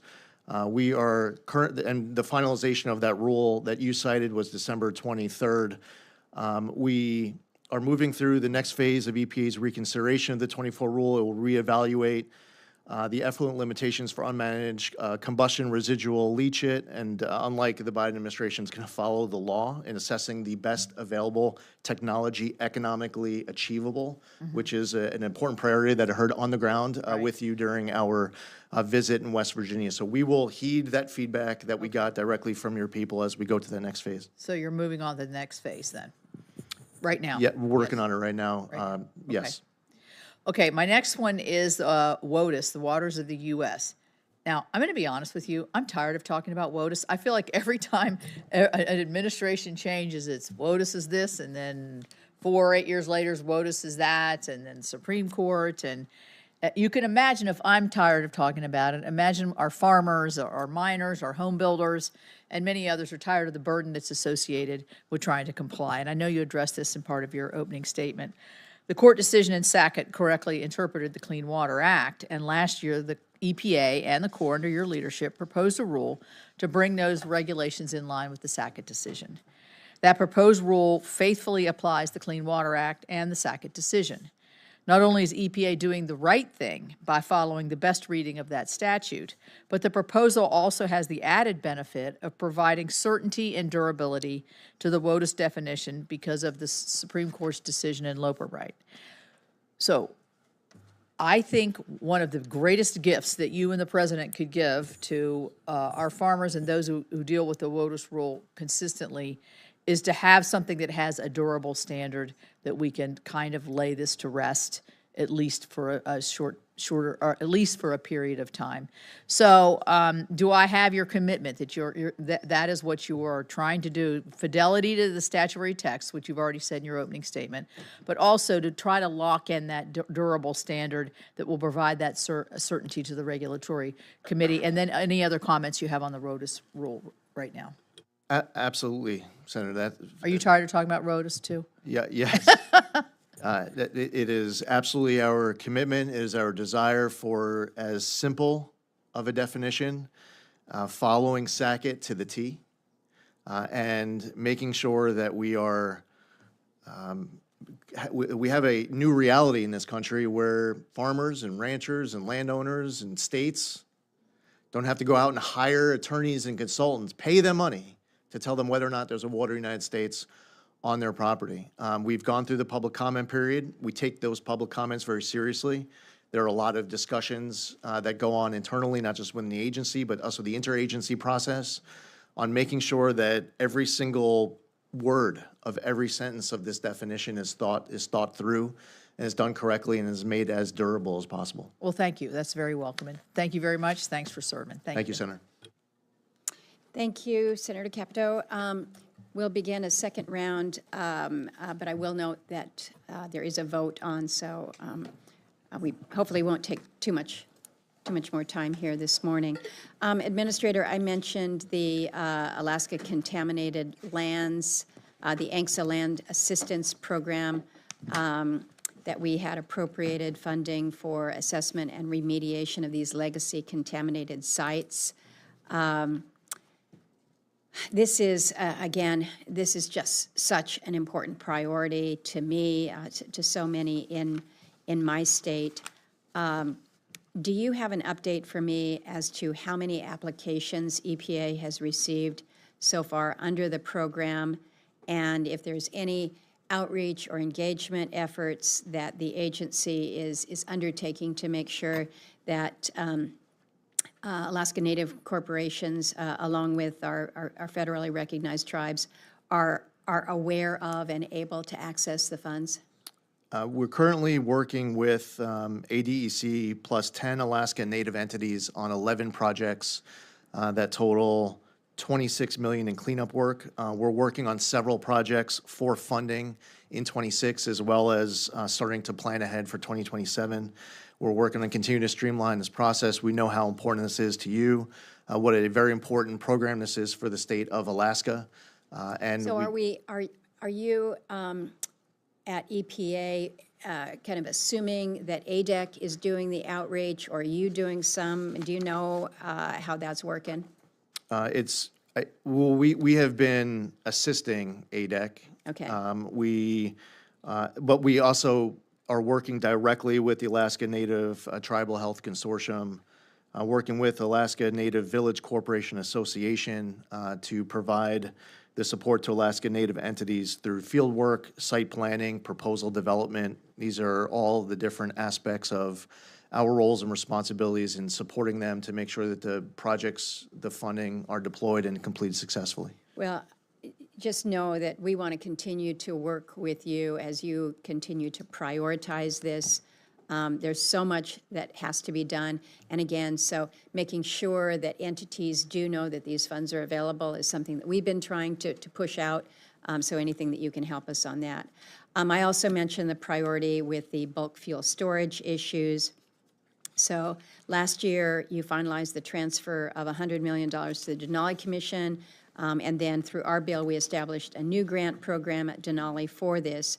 Can you give me an update on how EPA is implementing this new grant program? And I guess even more important than that is we've got the transfer of funds to Denali. That's great. We've got the grant program. That is important. But we're going to need to do more in this account. EPA has proposed to zero out the new program. I'm having a difficult time seeing why you would do that unless you are assuming that what has been established is sufficient. But this is again, as I mentioned earlier, this is a $1 billion problem for us. Chair, regarding the grant funding, we are currently coordinating with the Alaska Energy Authority about this funding to remediate above-ground leaking fuel tanks.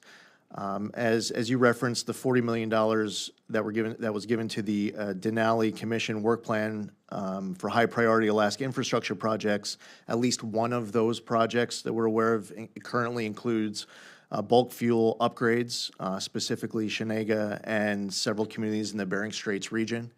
And you also referenced the $100 million, of course, which is very substantial. That this funding alone doesn't complete that work, so we look forward to making sure that this is deployed successfully and continue to work with you in this committee.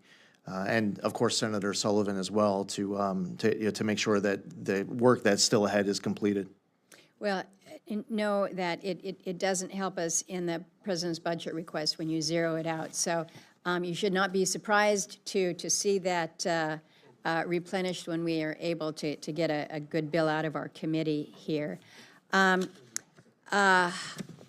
mentioned in my opening statement the looming, I'm going to put the crisis word on it in terms of the costs that are coming to rural Alaska right now. They're already experiencing, but we're gonna get the real hit when the first fuel barge delivers fuel and the winter locked-in prices are going to shoot up.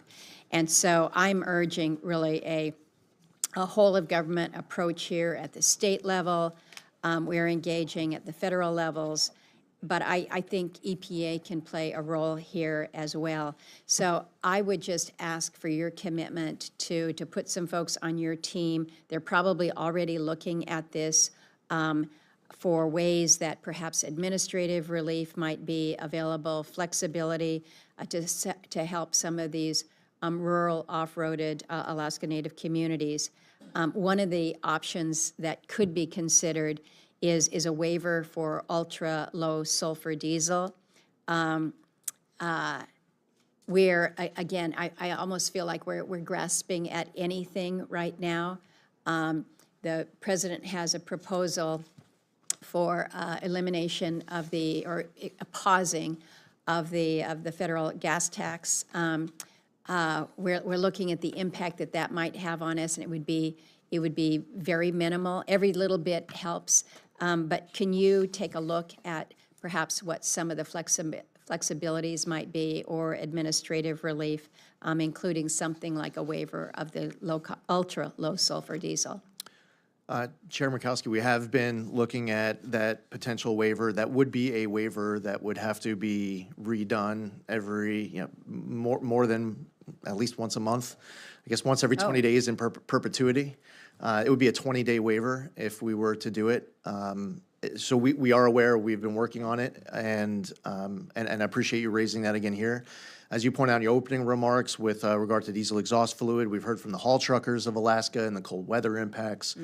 We've taken some actions. We're going to do more. We have the upcoming 2027 heavy-duty NOx rule, which will include further responsive proposal and with regards to what the haul truckers and others in Alaska have provided us feedback on. And the one other point that is very relevant to what you said in your opening remarks and again to the theme that you're referencing here. I was just recently in Tokyo with the White House National Energy Dominance Council. We met with 17 Indo-Pacific nations. They had their energy ministers and others, as well as a lot of U.S. companies. I will say that there was a strong interest in Alaska energy supply. There's a real opportunity for upgraded infrastructure, not just with the demand inside of Alaska and not just even in the lower 48, but also internationally.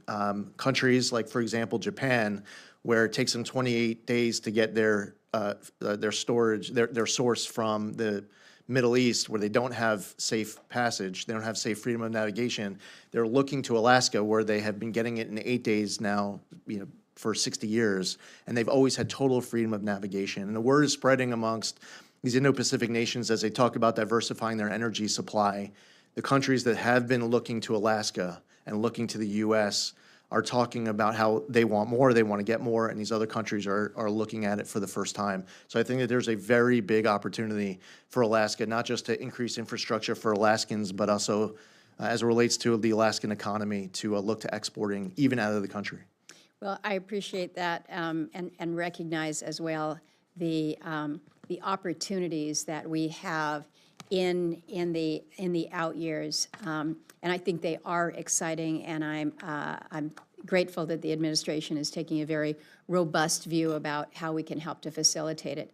But I am very worried about the immediate short term and what we need to do to get people through, literally through the summer months before we enter yet another cold winter period. But thank you. And I'm going to excuse myself and go vote, and I will return. Senator Van Hollen. Thank you, Madam Chair, and welcome, Administrator Zeldin. We agreed last year on the importance of the Chesapeake Bay program, and I'm glad to see your budget provides almost existing levels of funding. There are big Bay-related funding gaps in other federal agencies that are part of the Bay program, and I look forward to working with the Chair and Ranking Member to close those gaps. But on the Bay, Mr. Administrator, I think you would agree that the EPA Bay program works best when EPA acts as a trusted partner to the watershed states and key stakeholders and organizations. So, and this is a simple question. Can you commit to making sure that happens, that we have that trusted working relationship? Absolutely. I appreciate that. Now, I do want to turn to a more troubling topic, and I want to talk about the administration's disregard for scientific facts as you develop policy at the EPA. At your confirmation hearing, you said, and I'm quoting, "I am someone who believes strongly that we should work with the scientists, leaving the science to the scientists," unquote. But this administration has driven hundreds of scientists out of EPA. You dissolved your agency's main science office. You fired the agency's top science advisors without cause. And now this budget request proposes a whopping 30% cut to the EPA science and technology account, which includes funding related to air quality management, which leads me to a question about science and public health, because I heard you as I was coming to the hearing about how EPA's mission is protecting, first and foremost, the public health and the environment, and I agree. Would you agree, Mr. Administrator, that air pollution, like particulate matter, can have a harmful impact on the public health? Yes. Do you know how much it costs a family when their kid has asthma? It depends on whether or not they have health coverage. It depends on the severity, what the treatment is, where they live in the country, where the available providers are. It varies from one family to the next. Well, CDC, another federal agency, was able to do the calculation on average. Obviously, there are differences in terms of the intensity of asthma, but I don't think you would dispute the fact that it imposes costs on families. And according to CDC, it costs a family over $3,000 a year in additional health costs. But you at the EPA no longer use the same measure to quantify the health benefits of proposed air pollution regulations as you do to calculate the cost to industry. So, Mr. Administrator, why are you no longer considering the cost of pollution to a child's health when you consider the benefits of air pollution regulations? You're considering the costs to industry. Why are you not using the same measure to quantify the benefits to a kid's health? So for one, we inherited a level of concern from the Science Advisory Board with regards to the modeling that was used, that the modeling be updated, and that it was a misleading number to just set an arbitrary dollar amount as it relates to PM 2.5 and ozone. This is not unprecedented. The Biden administration did the same exact thing when they're going through the Quad OBC regulations. We are factoring in the impacts. We did not stop factoring the impacts. That's one of the other things that have been inaccurately reported, and we will continue to do so. And as we update the modeling, working with our dedicated career scientists at EPA, Rather than setting an arbitrary number to it, we look forward to being able to put a number to it that has the support of the Science Advisory Board and the scientific community.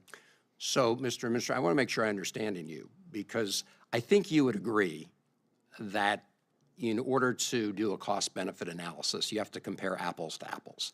That is why we have worked over many administrations. I heard you referring to the Biden era stuff. Right. And the reason is pretty straightforward, as you know. It's because you need some measure, the cost to industry of your proposed regulation, but also the savings to the public health when you propose a regulation. And you've got to compare apples. So let me just make sure I understand you. Let me make sure I understand you. Okay. You are striving to move to what you're calling a better proposal, but you are going to look at the dollar impact to public health and compare that to the dollar cost for industry? We currently review the impacts. But I'm asking you how. I mean, I know you used to look at the impact on public health, Mr. Administrator, and say, this is going to cost this family who has a kid with asthma $3,000 more, and so if we implement this regulation, we're going to help that family. If you say you're going to calculate it, I'd like to know how, because you've thrown out. We calculate the emissions reductions, we calculate the cost of achieving reductions. How? So we have dedicated career scientists who work But how on do you this. measure that and then compare it? You to can't the put cost? so like what's It's the not value of a arbitrary. life to you? And I'm not trying to ask you a trick question, but that's what the problem from the scientific community. Yeah. Is that the modeling that they were using, the scientific community said to me, to EPA, that instead of having an arbitrary number that's misleading the public, that you need to improve the modeling. Yeah. So we can continue to factor in the impact, but the monetization of it, we're not going to put an arbitrary dollar amount. And again, not a novel concept. This is exactly what happened with the Biden administration as well. Mr. Administrator, you keep saying arbitrary. The cost to a kid's health from asthma No, the number is not the number arbitrary. is. How much would you say is the value of a life? You know, those That's the problem that science is having right now. They're trying to figure out what the exact number is to I utilize. know you want to jump to the big question about the value of life. I'm talking about the But that's cost. what you're asking. No, I'm talking about the cost to a family of a kid who has asthma, and then you pass a regulation to make sure they don't get asthma or don't get it aggravated. You Right. can do those costs. It's not arbitrary. Absolutely. Okay, so let's make sure that we get to that where we can compare apples to apples. That's not the hard part. Because you guys have been putting your... The hard part is monetizing the value of a life. Well, look. Precisely, exactly what the value of a life So you're is. willing to monetize the cost to health, like a kid who has asthma? We're monetizing what you can monetize. The science community is saying that the modeling that EPA was using to monetize the cost of life they are saying was arbitrary. The Science Advisory Board saying you need to fix your modeling. So we're working on fixing the modeling. If you'd like to help participate in that, then you're more than welcome to as a senator and a member. I would welcome that. But Mr. what you can put a price to, that's easy. That's the easy part. The hard part is, and you haven't been able to answer it, and that's okay. If I asked every member of this committee, what is the value, what is the dollar amount that you put to a life, it's possible every member of this committee would give a different number. Well, and I understand here's that, the thing. but we have to come up with. I already told you what the CDC, a federal agency, says the additional cost to a family is of a kid who has asthma. They say it's over $3,000. You started off your remarks by saying that I should be listening to the dedicated career staffers at the agency, and now you're telling me that I shouldn't. No, we have the dedicated you have career scientists in staff the government. Exactly. The guys who do the costing of public health are the CDC. Yeah. So look, Mr. Administrator, you guys did clean house of a lot of scientists. I mean, there's ample evidence of that. I think you got rid of the board that I think you're citing now. We reset it, and it's reset. Right now, the Science Advisory Board has stood up. Yeah. The members But have it been was the selected. old By the way, it's board. the same exact thing that the Biden administration did, and you didn't care. This is not the same exact thing, because you have, as I understand it, you have abandoned the idea across the board of using a common measure. That's not true. Okay. Well, It's only PM 2.5 and ozone. Okay. Specifically with regards to the monetization just of those life. two. That's it. Those two. That's okay. it. I look forward to following up with you. I appreciate it. Thank you. Thank you. Thank you very much, Senator Van Hollen. And I'll just summarize the impression that many of us have had, and I know you've disagreed with this in your comments, is that the calculations that were based on the measurable health impacts of various forms of pollution are no longer being conducted. And I think you're saying, no, we are conducting them.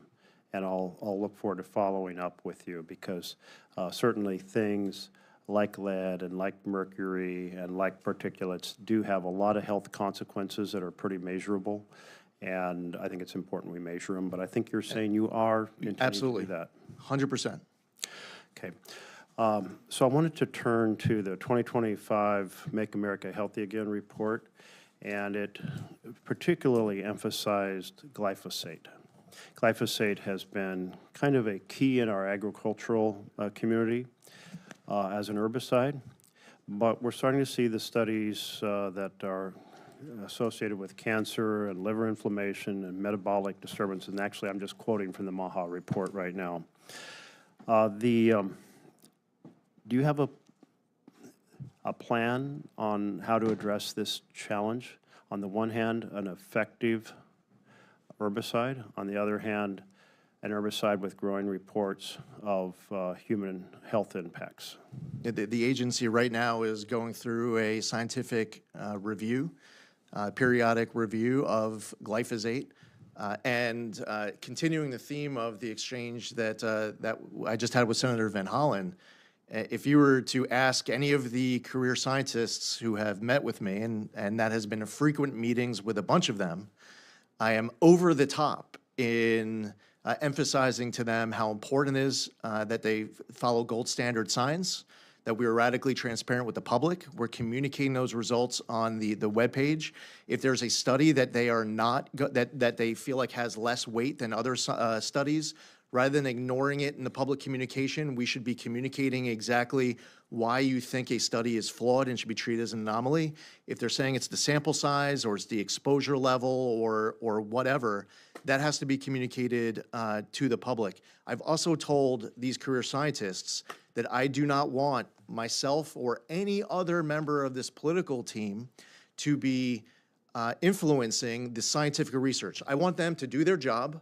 I have a lot of trust and faith in these dedicated career scientists, and whatever your science shows, whatever it reveals, I want to communicate that to the public as much as possible. I think that's exactly the right philosophy, and I applaud that. I'll say certainly the perception has been that the Science Advisory Board that had serious scientists was replaced by folks who have a lot of industry connections that perhaps have diluted the gold standard of science. I know from your exchange with Senator Van Hollen that you don't agree with that, but that's certainly been my impression. I wanted to turn Senator, to... can I ask you if I could just add just a little stats, because I know it's important. I'll keep it quick. Because is it okay, Senator? Well, I'm not here to take questions. I'm really here to... No, I'm not going to ask you a question.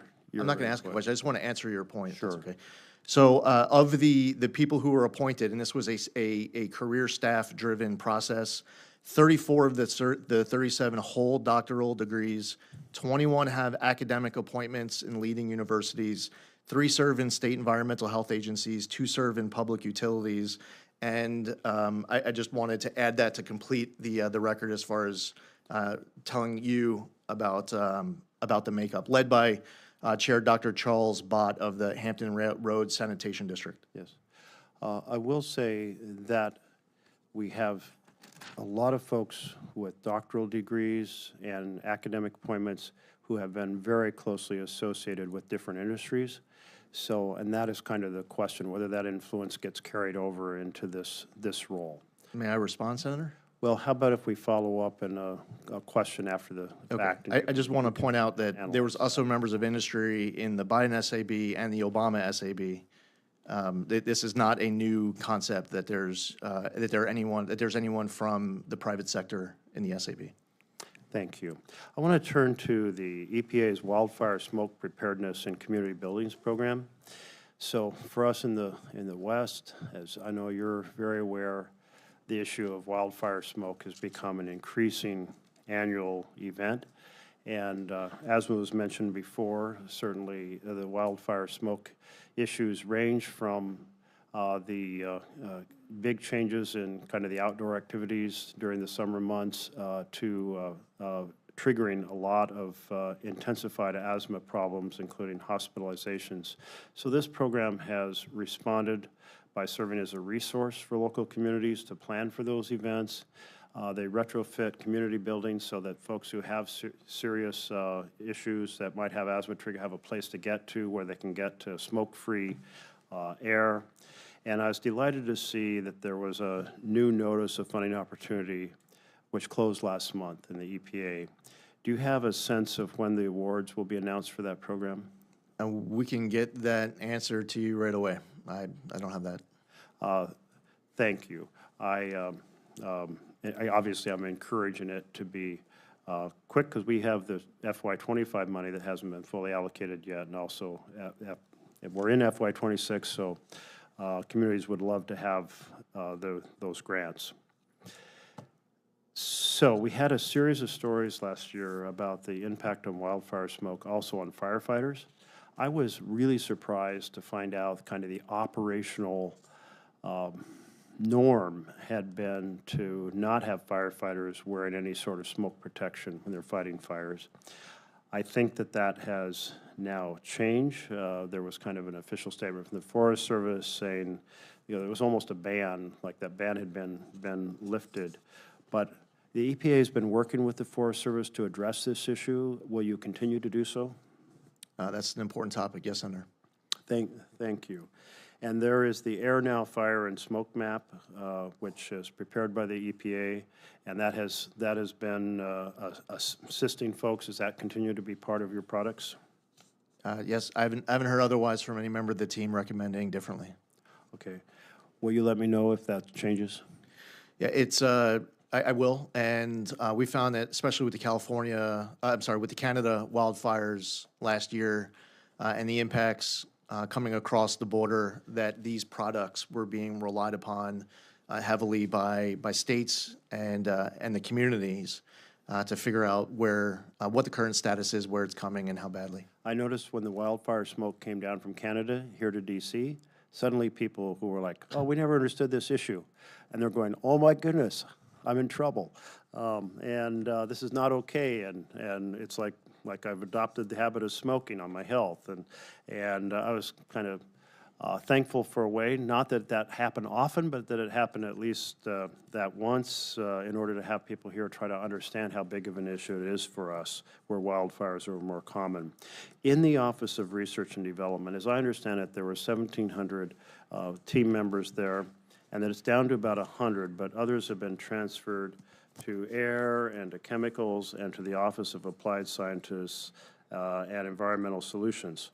That 1,700, if we take, and we're looking at the kind of diaspora, how many, did the 1,700, as this office got split up into these different areas, is that 1,700 now reduced to a significantly lower number?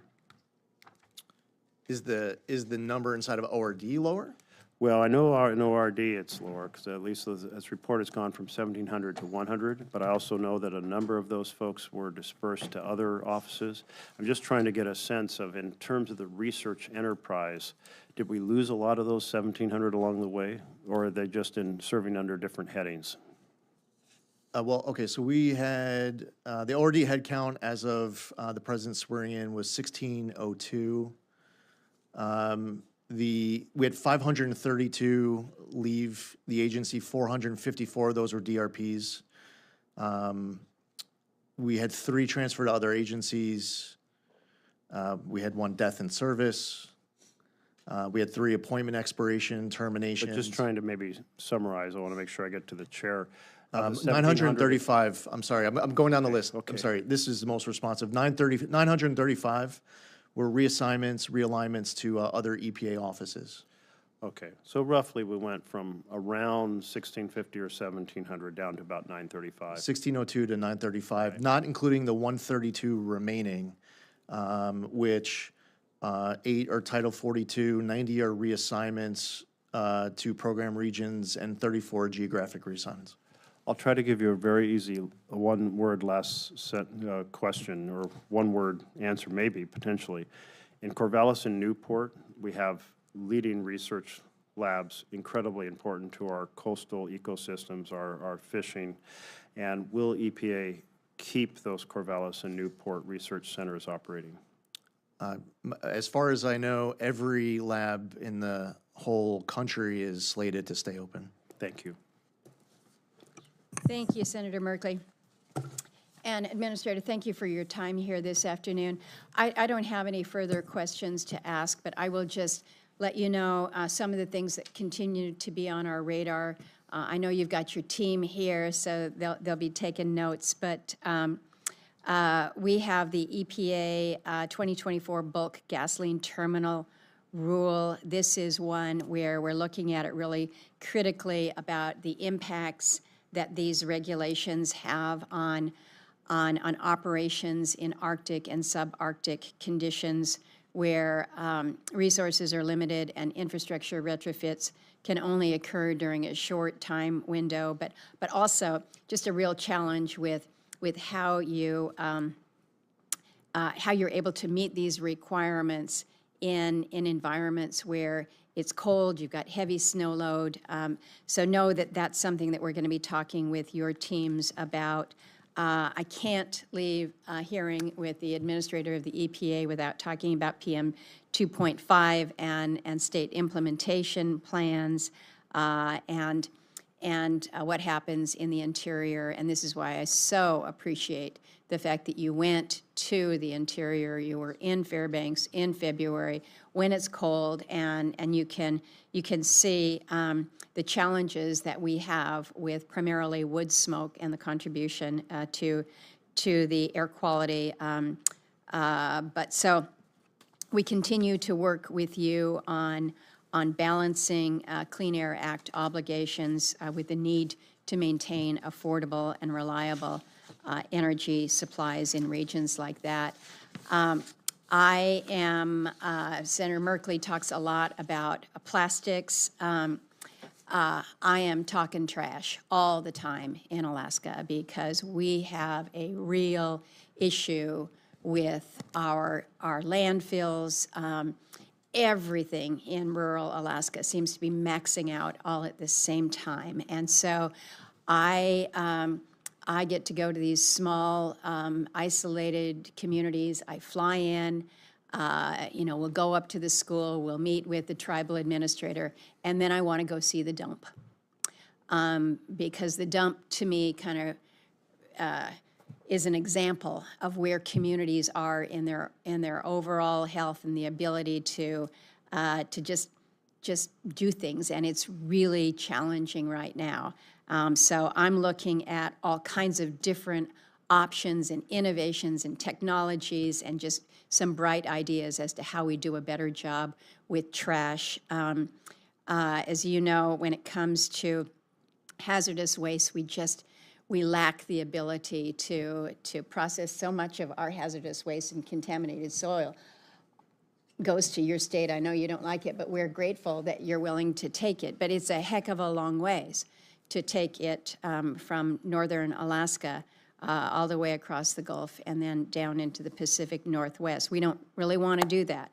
Backhaul Alaska has been hugely important to us by helping to move some of the waste material out of isolated communities.